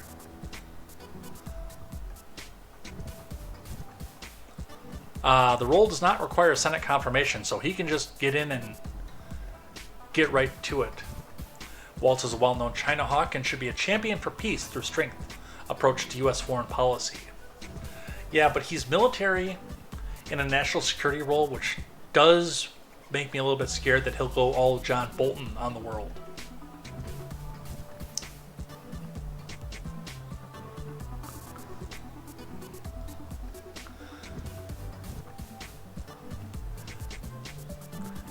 President-elect Trump announced Tuesday he's selecting John Ratcliffe, the former director of national intelligence, to lead the CIA. Trump said in a statement that Ratcliffe will be a fearless fighter for the constitutional rights of Americans while ensuring the highest levels of national security and peace through strength. Ratcliffe, a former congressman representing Texas 4, was awarded the National Security Medal by Trump in 2020 after he spoke out against the FBI and Mueller's special counsel investigation into the spurious claims of Trump's ties to Russia. That makes me a little bit nervous, because that tells me that he might not be qualified for that, but he might be getting deferential treatment for being a good little boy. That's one I'm going to watch. Ratcliffe is one that I'm going to pay attention to. Given that's his history with Trump, that one makes me nervous.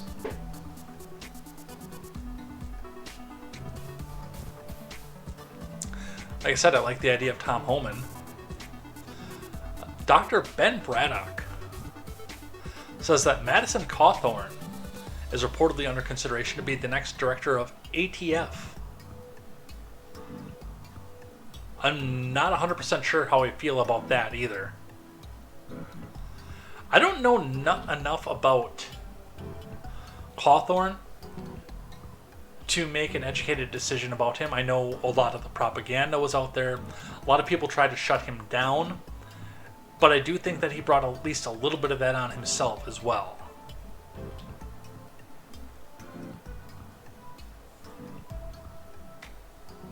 So,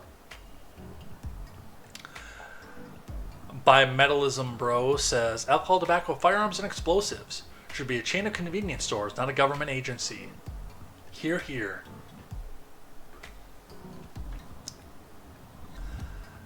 That one could turn out well, but that one could also fail straight on his face too. Alright, from the Daily Wire, here are the names of being floated for Trump's AG pick from Zach Jewell.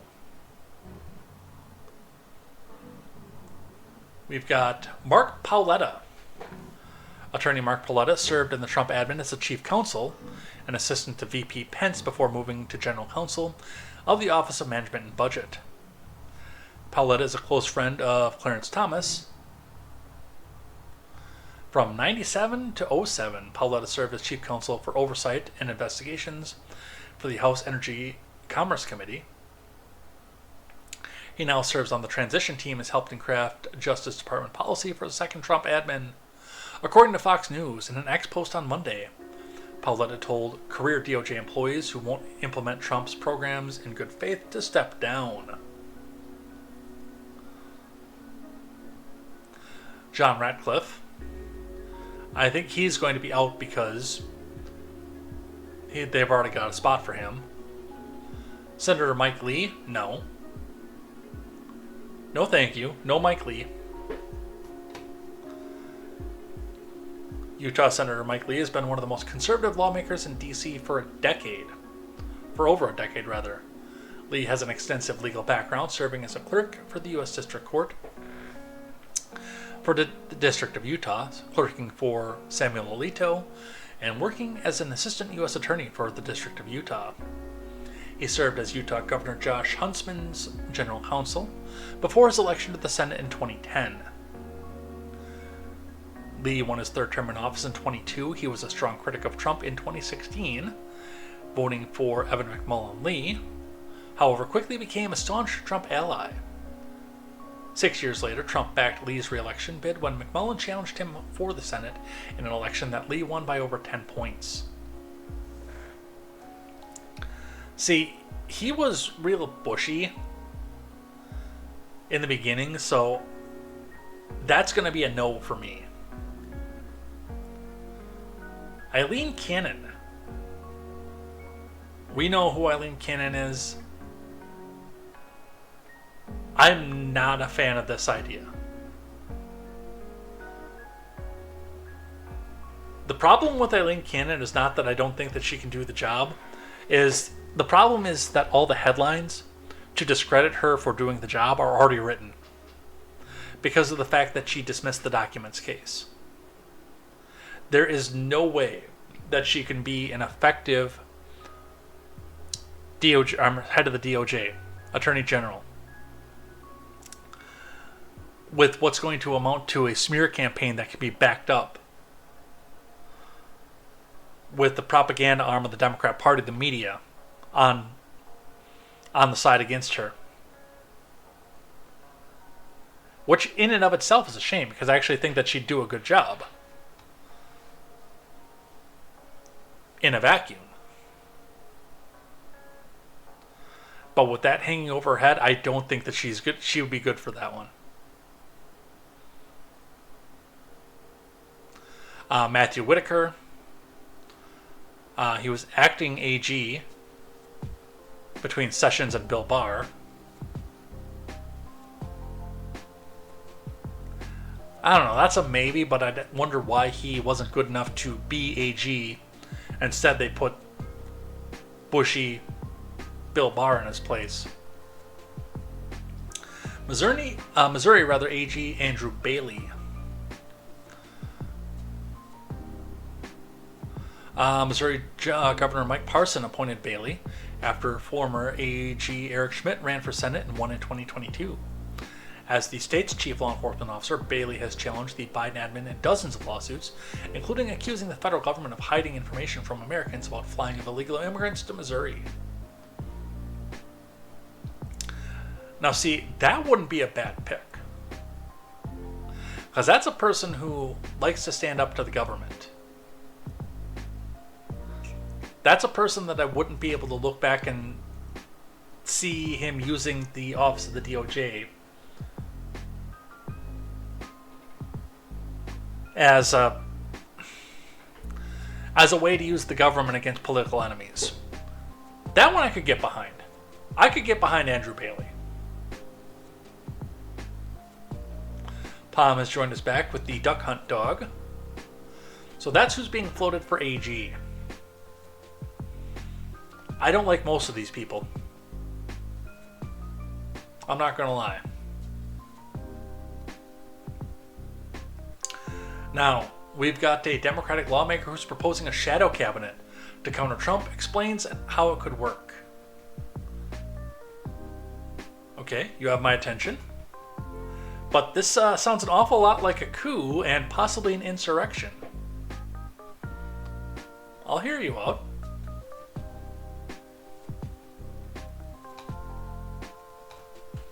Well, the Democrats' nightmare is quickly breaking into a kind of a fever dream. Some party members are floating ideas about how to respond to a second Trump presidency, and some ideas more outlandish than others. So let's take the temperature of the room, shall we? First up, the dream that Supreme Court Justice Sonia Sotomayor could resign and be replaced by a younger justice. I think that's actually a very good plan. I think it's something that should happen. Justice Sotomayor has been a more than able justice. I know that she may be having some personal issues that she contends with while serving on the bench. But, I don't want Justice Sotomayor to be another Ruth Bader Ginsburg in terms of staying too long. Democrats, snap out of that one. She is staying put. Next fantasy? President Biden resigns, allowing Vice President Kamala Harris to ascend to the White House.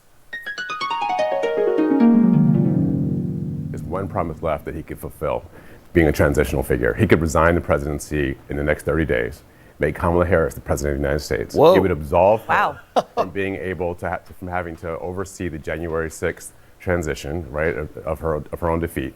And it would make sure that it would dominate the news at a point where Democrats have to learn drama and transparency and doing things that the public want to see. Again, Democrats, you might want to wake up. That's not going to happen. But it would force Trump to throw out anything with 47th president on it. And there's one more idea. A shadow government, similar to the UK. A group of lawmakers that mirrors the cabinet and publicly challenges them. Say Senator-elect Adam Schiff as Shadow Attorney General, Congressman Gregory Meeks, Secretary of State, or Colorado Senator Michael Bennet as Treasury Secretary. Well, that idea isn't just coming from a strategist, but a lawmaker. And joining me now, the man behind this idea, Congressman Wiley Nickel, a Democrat from North Carolina. No dream music needed. You're in person with us. Congressman, why do you think this is the way to possibly challenge this administration? First of all, this is something we can do. This is something that definitely can happen. And they've been doing it for over 100 years in the UK. Mm-hmm. So this is an idea that his time has come. And if we do the exact same thing against Trump, we're going to get the same results. We have to step up our game. We have to go toe-to-toe with Trump. And it's not just about saying, what we're against. It's about saying what we're for and putting our best messengers out there to go toe-to-toe. They put Elise Stefanik at the UN. We should have someone going one-on-one with her, talking about, what we would do better and why the choices they make are wrong. So what would this look like? It would be somebody who acts as if it was, State of the Union, a response they would give every time there is a major speech or press conference, or they'd have their own issue or white papers. What would this look like in practice? First and foremost, it's about accountability. It's about keeping, public pressure on every member of the cabinet. When they step out of line, you got someone, who is there, ready to call them out. That's something we don't have. You've got an issue with the EPA. You've got the spokesman taking a counterpoint right away on your show. That's the point of it. Something where leadership, Hakeem Jeffries, Schumer, they could appoint folks, and we've got a ready match to go toe to toe. And it's worked well in the UK. There are some who would look at this and criticize it and suggest that you'd be delegitimizing this administration, not simply giving an alternative accountability vehicle. What do you say to those who'd question this as a ploy to try to undermine a decisive victory? I think it's about making sure that they're accountable. That's the whole point of it. And, like anything, you start it from scratch. You get to do it our own way, our own American way. They've certainly they've done. I don't know. This sounds an awful lot like bake slate of electors and everything else that goes with it. I'm a little bit encouraged to see that CNN is making fun of stupid ideas the Democrats have put up. We'll be talking about a little bit of that in Things That I Hate. But this just screams coup, and there's no constitutional authority to do something like this? Alright, Susie Wiles, and then we're actually probably going to have to move off. I'm probably not going to get to everything else that we have up here, and there's a ton more. But we are running up on the clock. It's after 8. I did get started late, but we're still at an hour and 50 minutes of record time. We can go for a little bit longer, but not too much. I still have to go and get provisions for the week. Groceries and such.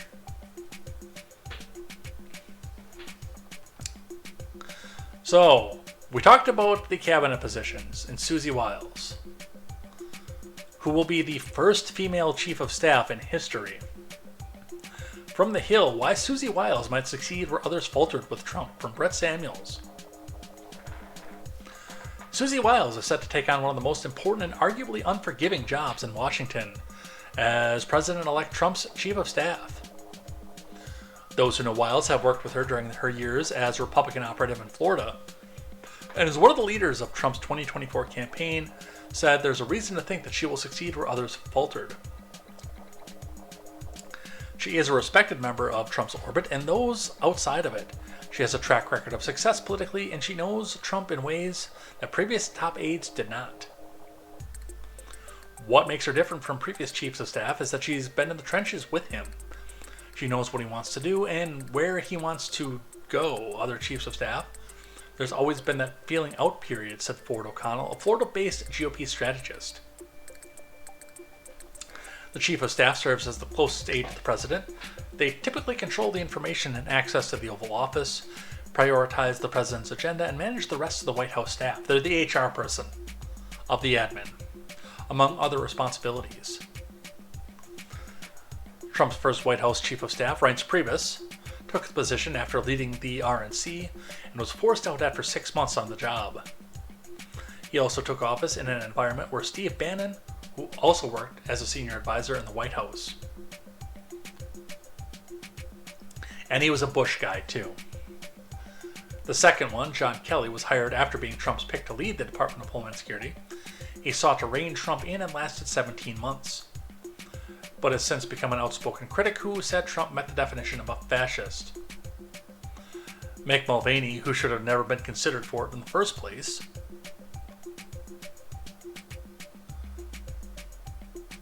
took a hands-off approach but faced scrutiny for giving House Democrat fodder to carry out the impeachment inquiry over withheld aid to Ukraine. Mark Meadows also should have never been considered. Meadows ended up mired in legal cases over efforts to overturn the election. No, he got targeted for being on Trump's payroll.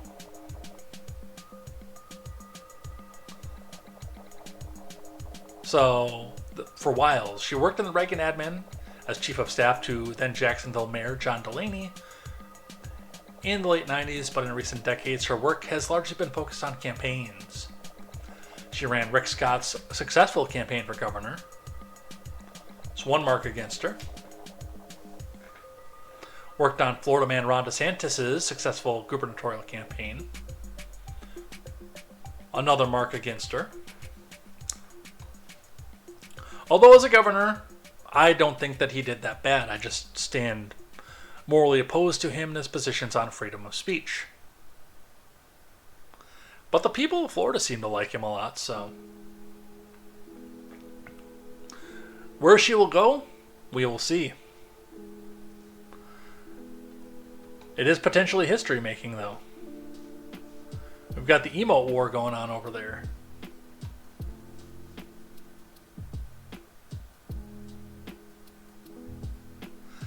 Now, on to the other side of this. We're going to talk a bit about what's happened in the aftermath.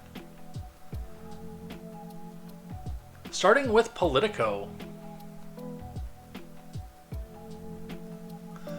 Special Counsel Jack Smith takes first steps to halt Trump prosecution. From Kyle Cheney and Gosh Gerstein. Special Counsel Jack Smith has postponed a series of deadlines in the Washington, D.C. criminal case against Trump for seeking to subvert the 2020 election. The move on Friday was Smith's first public acknowledgement that the case cannot continue in light of Trump's imminent return to power. Tanya Chutkan promptly granted Smith's request for a postponement. She gave him a little more than 3 weeks to decide the next steps. In a terse one-page filing, Smith acknowledged that Trump's victory Tuesday has upended the case, prompting prosecutors to ask for more time to determine how to proceed. As a result of the election held on November 5th, the defendant is expected to be certified as president-elect on January 6th and inaugurated on January 20th, prosecutors in the special counsel's office wrote. The government respectfully requests that the court vacate the remaining deadlines in the pretrial schedule to afford the government time to assess this unprecedented circumstance and determine the appropriate course going forward consistent with the Department of Justice policy, they wrote. Not that anything that they have done has been consistent with DOJ policy, but regardless.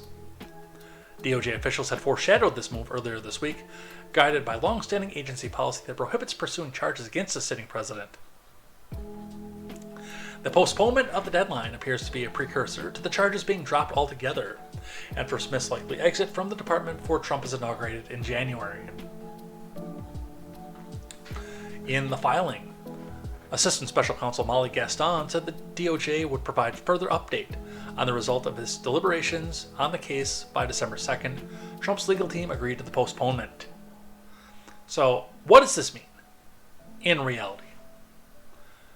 I mean, it was a slow walk on this entire thing, but given the fact that most everything at this point is going to be a full dismissal, tells me that there really was no intention to go back and put a former president in prison. On top of the extenuating logistics that it would have taken in order to do a thing like that. Figuring out private prison, figuring out Secret Service detail, confinement, whether or not house arrest would work. 1,000 other things that went into this. To see Garland go back and drop this, and Jack Smith come out and put this out and say, okay, we're going to get rid of this, tells me that this was election interference all along. Especially given the fact that they didn't bring this until the very, very, very, very end. Like, they had everything there. They could have pursued this before the 2022 midterms. But they wouldn't do it.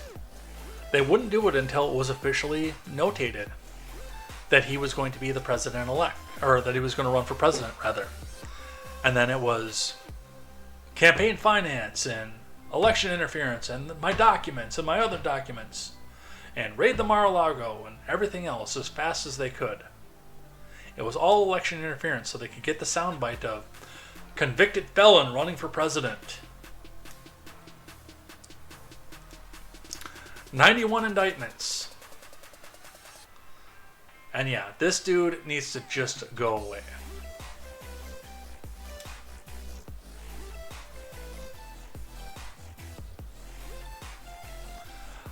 I've got one from the New York Times, not the New York Post in this one.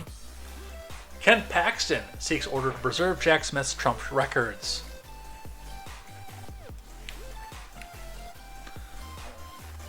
From Ellen Feuer. Ken Paxton, the AG of Texas, has asked a federal judge for an emergency order that would force the special counsel to preserve all of his investigative records, even as Mr. Smith moves towards shutting down the criminal cases he has brought against President-elect Trump. Mr. Paxton's request, filed on Monday in federal district court in Amarillo, came as some of Trump's allies have said that they want to hold the special counsel accountable for persecuting Mr. Trump. Without specifying precisely what actions could be taken, Mr. Paxton wrote that many people close to Trump are promising accountability, giving Mr. Smith a strong incentive to minimize transparency and accountability in every way possible. He added, "This suit is a modest attempt to avoid that obstruction of accountability."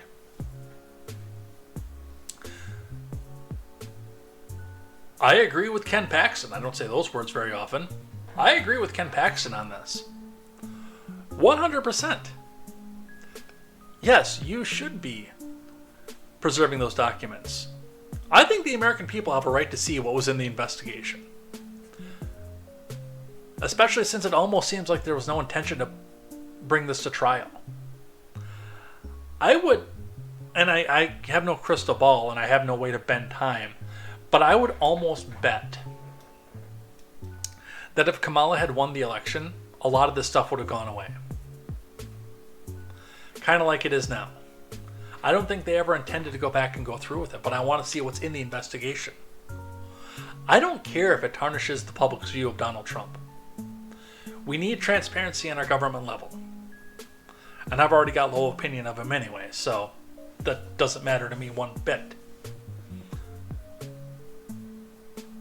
But if one of the richest people in the world, who has been the president, isn't safe from government persecution, none of the rest of us are either. So, put our minds at ease. Even if you just want to go back and drop it, show us that you dotted all the I's and crossed all the T's.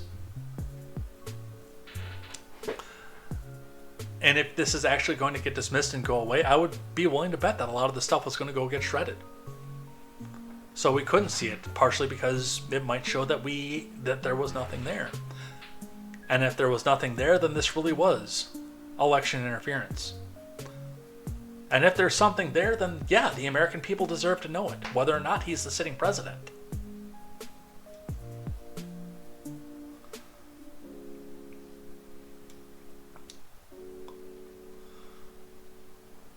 I've got an op-ed from The Hill from Claire Finkelstein, an opinion contributor. Jack Smith must not drop the government's charges against Trump. Here's why.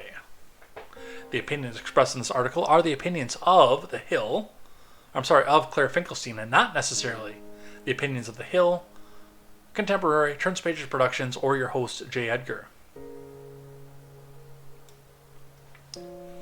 A scant 24 hours after Trump was declared the winner of the 24 election, DOJ and Special Counsel Smith were already discussing how to withdraw the 2 federal indictments and ongoing criminal persecutions against Trump, according to multiple news outlets.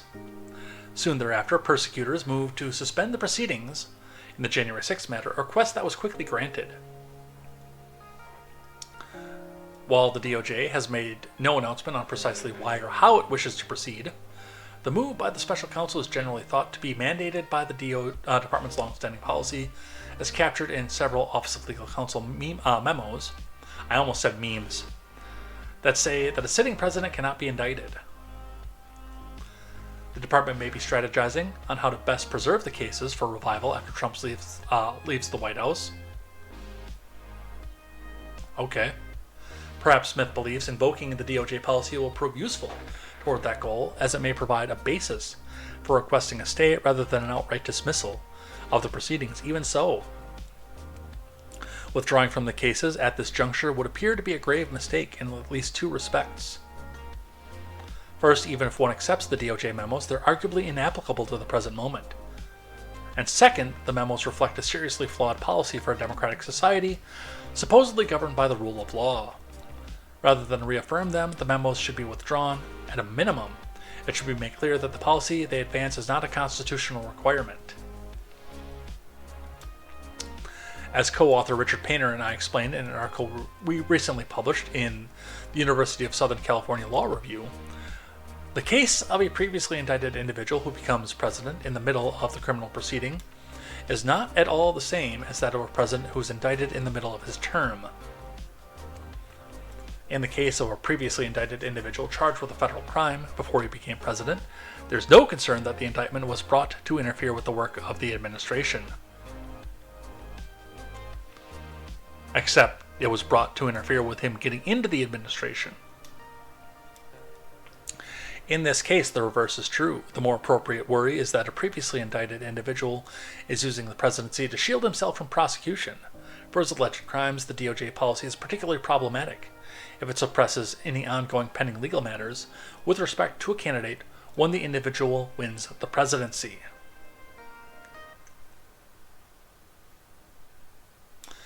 With regard to the policy overall, it's high time for the department to withdraw the memos, which stand in significant tension with the 2020 decision of Trump v. Vance and other Supreme Court precedent. Worse, the statute. Oh, we just got this one shifted. Worse, the stature of the policy has been badly misunderstood, as it is often said to be constitutionally mandated. Notably, the OLC memos cannot render the policy constitutionally binding. Since such opinions are only advisory to the department, they are not laws and do not impose legal obligations to anyone to adhere to them, least of all the department, which can easily reverse course.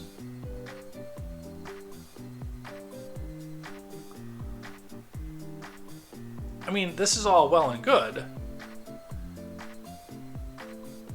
but again, you're asking the head of the DOJ that's appointed by the sitting president to go and prosecute his boss, first off, and furthermore, Merrick Garland going back and prosecuting a political opponent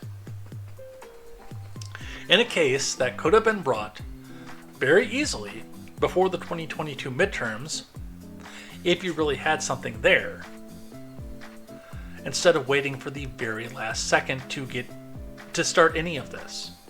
We didn't start any of this until into 2023. So spare me on this, but I do think that Paxton is right, and we need to see the documents. They need to be retained. If there's a public policy that says that we can't see them during the president's term, then okay, so be it. I don't think there is such a policy because we've never been through anything like this. Again, my opinion of Trump is already low, so releasing this stuff isn't going to change me one way or the other if there is something there. I have this strong suspicion there's nothing there.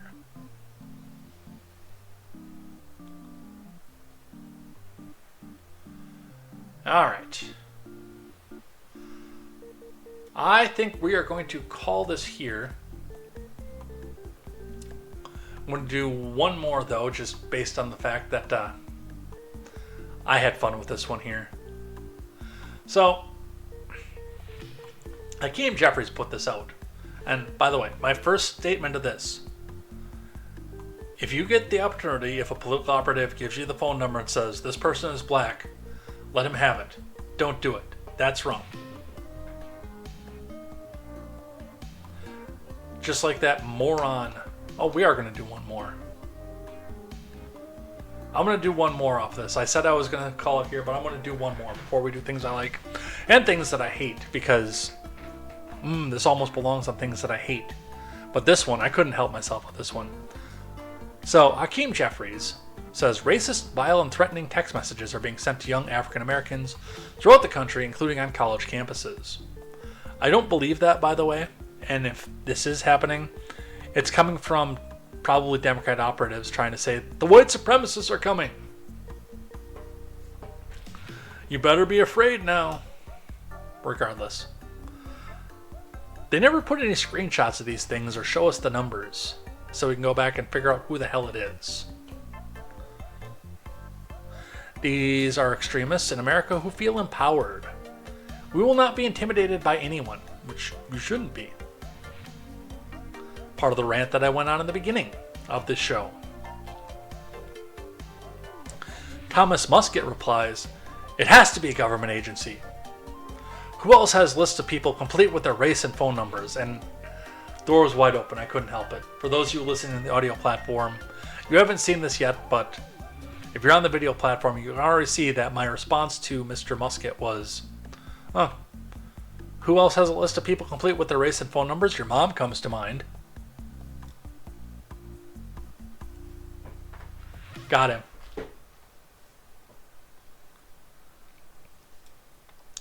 I do want to touch on this one, though.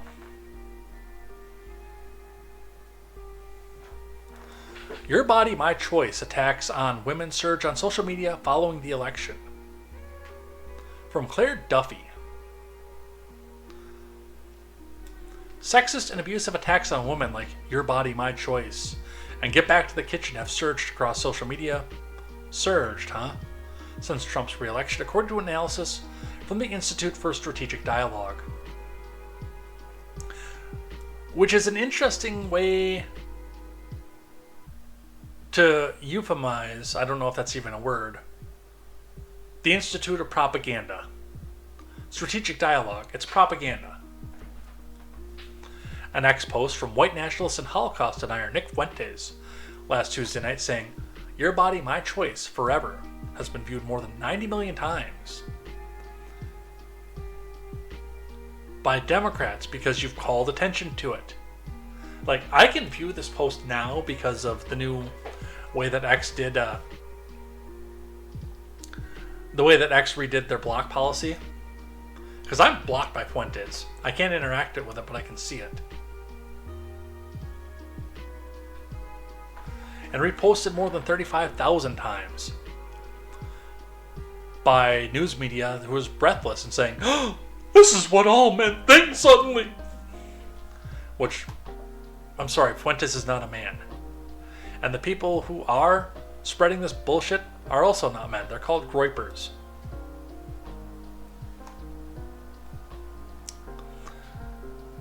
Between Thursday and Friday, the ISD recorded a 4,600% increase in mentions of the phrase on X.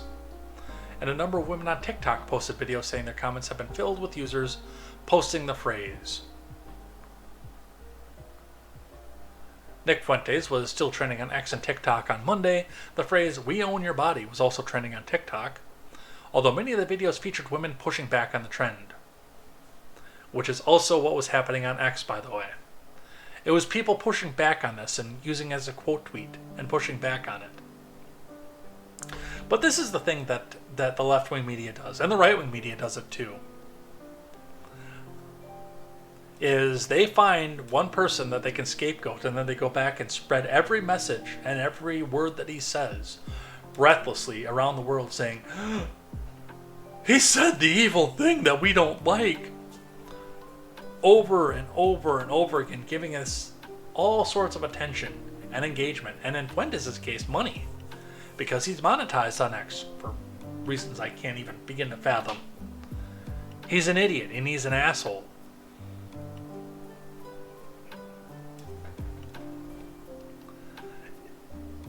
If you ignore Nick Fuentes, mainstream media, he'll go away because he'll stop making money off of it. And again, a lot of the stuff that he says, and I figured this out about him after I listened to numerous podcasts of people who basically have turned their podcasts into, "This is what Fuentes said yesterday, and he's so cool, and I want to be just like him." I've seen many of these people out here. Is that I don't think he believes any of his bullshit, especially since a lot of his own bullshit is contradictory to itself. He'll make one point to it, and it directly contradicts something he said the week before. Because it's not about what he believes. It's about saying something completely off the wall so that a journalist will pick it up and say, "Oh no, he said the bad thing that I hate. Everybody go and comment on it and repost it and everything else. What an animal that he said this kind of thing." And the right-wing media did the same thing with Nick Fuentes, or not Nick Fuentes, with Dylan Mulvaney, by the way. Dylan Mulvaney's 15 minutes of fame would have never taken off if it had not been for Ben Shapiro talking about the thing that Dylan Mulvaney did every single day for 6 months straight. There would be no Dylan Mulvaney trend.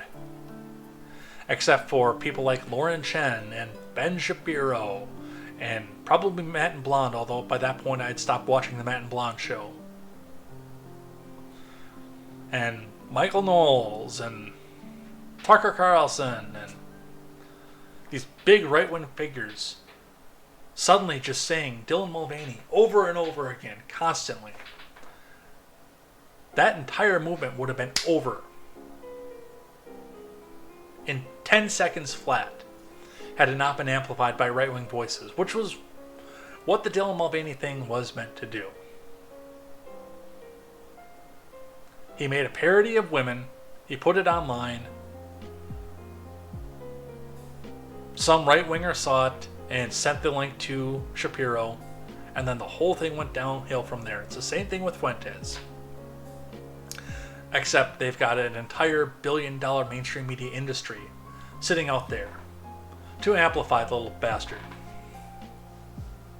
So no, this is not that big of a movement. It's a couple of incel groypers who've decided to make life extremely difficult excuse me, for the rest of us. I don't know if you figured that out from that rant, but I am not a fan of Nick Fuentes.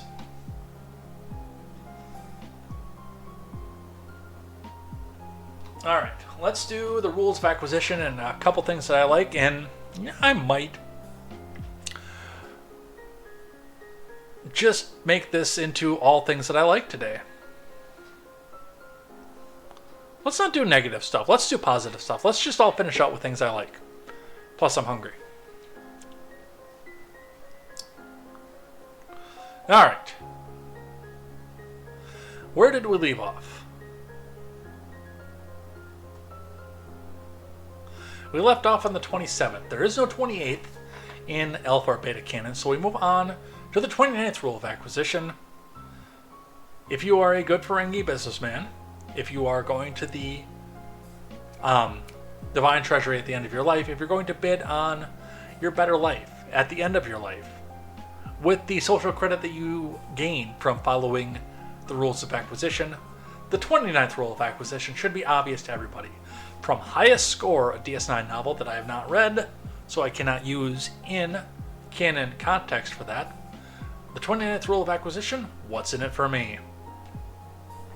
It is something that you should be taking with any sort of business transaction. Now, I'm a charitable person. So, like, if I give to a charity, I don't put in the thought of what's in it for me. When I give to my family, the thought is not what's in it for me. But when I'm making a business transaction, when I'm selling a product or a service, that is my first thought is, and it should be your first thought in there, is what is in it for me? What am I going to get out of this, in addition to the currency for the transaction? My big thought always was, what are my sales numbers going to look like? What's my promotion going to look like? Can I use this to bargain for a raise? In a strictly business transaction, it's an important position to take, is what is in it for you? Am I screwing myself, or am I doing what's best for me? Now, again, if you're doing charity, if you're doing UNICEF, if you're providing for your family, it's not about what's in it for you, obviously, because your family comes first, and you would self-sacrifice to make sure your family has enough. But if it's not your family, all bets are off.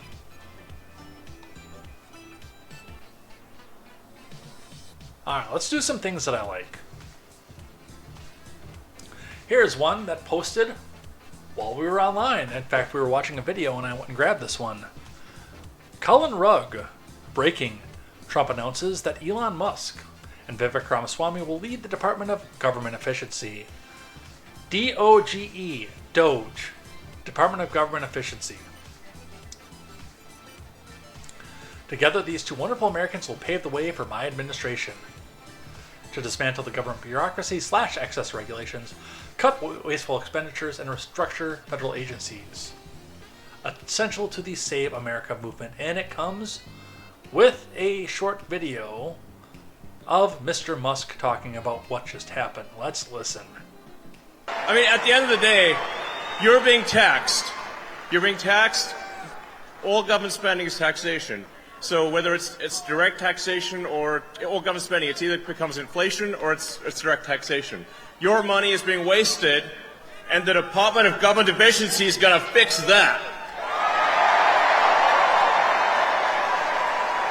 We're going to get the government off your back and out of your pocketbook.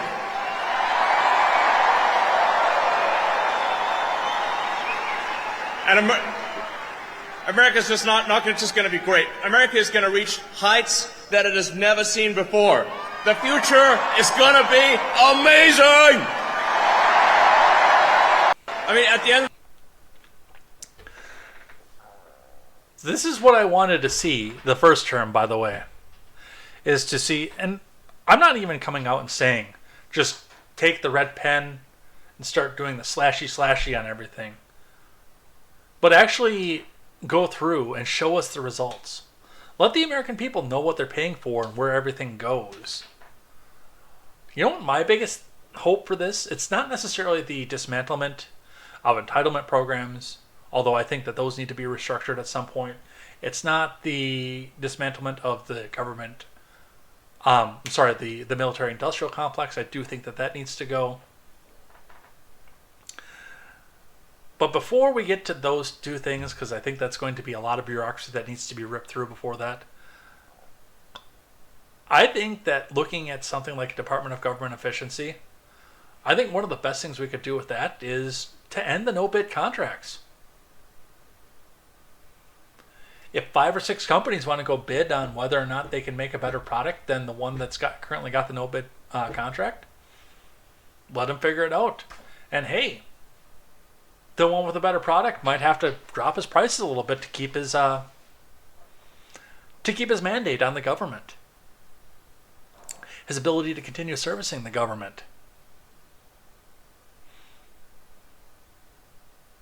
That'll save us some money somewhere down the line, right? At least let other people bid on the jobs. And also take a look at the fact that it costs $20,000 to install a toilet anywhere in a government building. And what's going on with that.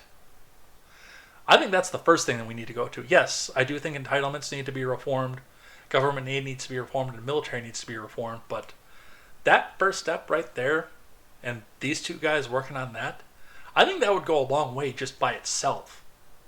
Is ending the no-bid contracts and making it transparent why things cost so much when the government buys them.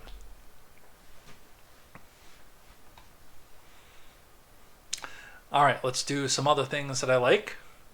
Shore News Network, which is not Green Check verified. This is still officially a rumor at this point, but it's a really funny rumor, so I at least want to bring attention to it. Comcast put MSNBC and Oprah-founded Oxygen networks up for sale in cable TV sell-off. Comcast, the media powerhouse behind NBC Universal, is stirring up a major buzz in the entertainment industry. The company recently announced that it's considering a significant move, separating from several of its top cable networks, including MSNBC, CNBC, Bravo, and Oprah. The surprising revelation came from Comcast President Mike Cavanaugh during the company's third quarter earnings call. It has left media analysts and TV enthusiasts asking a ton of questions about the future of these beloved channels. I think Jeremy Boring of the Daily Wire has considered buying MSNBC just for the lulz. Now, CNBC, I think, actually probably can still survive as a website. I think it's just not going to get as commercials as cable ratings. But I don't think a lot of people watch that. I think they just watch regular NBC and get their financial news from there. I think most people who are investment savvy don't really rely on the market's TV shows anymore. So I could see where CNBC is going. And I like CNBC. That's one of my favorite sources. But MSNBC, I mean, the partisan thing, again, I think that's going away. I think the partisan people are subscribing to the Huffington Post website and not getting all their information from Rachel Maddow anymore. I think that there's still a place for ultra-progressive left-wing media, but I don't think it's on the cable TV anymore. And I think that's why they're doing this. While Comcast Broadcast Network NBC and its streaming service Peacock will be spared from the proposed separation, it's a clear signal that the cable TV world is shifting dramatically, and Comcast might be the next major company to embrace that change. And yes, they address the cable cut era too, which I think is driving a lot of this. So I think a lot of this is going to be done. And I mean, like, Oprah's going to be fine. Oprah's got a magazine. She's got her fingers in a ton of other things. So cutting the cable channel and the cable cut era, I think, is going to be fine. I think MSNBC is actually going to be fine too. I just don't think it's going to be on-air personalities anymore. It would still be funny if Jeremy Boring bought it, though.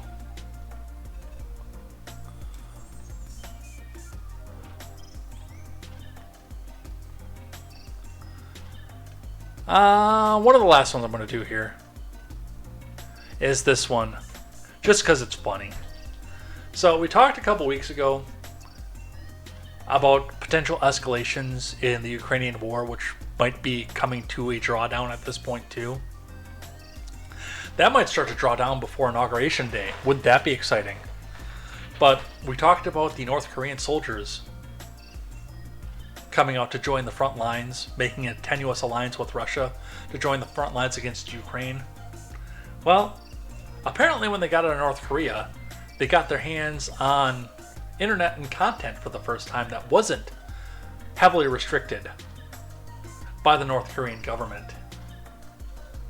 And now, as you can see on the screen, World News reports North Korean soldiers hooked on porn after getting internet access for the first time while helping Russia fight the Ukraine.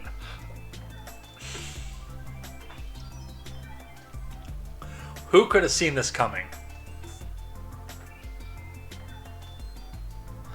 I don't think Mr. Jong-un thought of this. It's Mr. Kim, actually, I think, because of the way they structure their names. Yeah, I don't think Mr. Kim thought of this. When he said, oh yeah, I'll help you right on front lines. There's no end to this. It's just funny. All right. It's 8:45. Let's call it a night.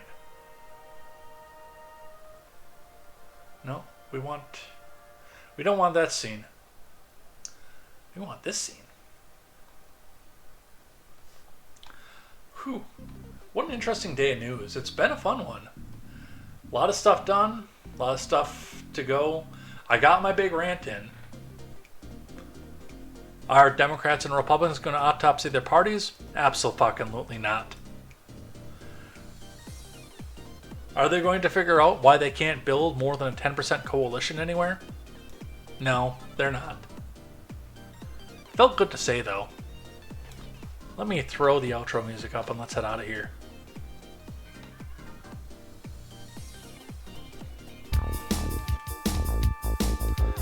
Well,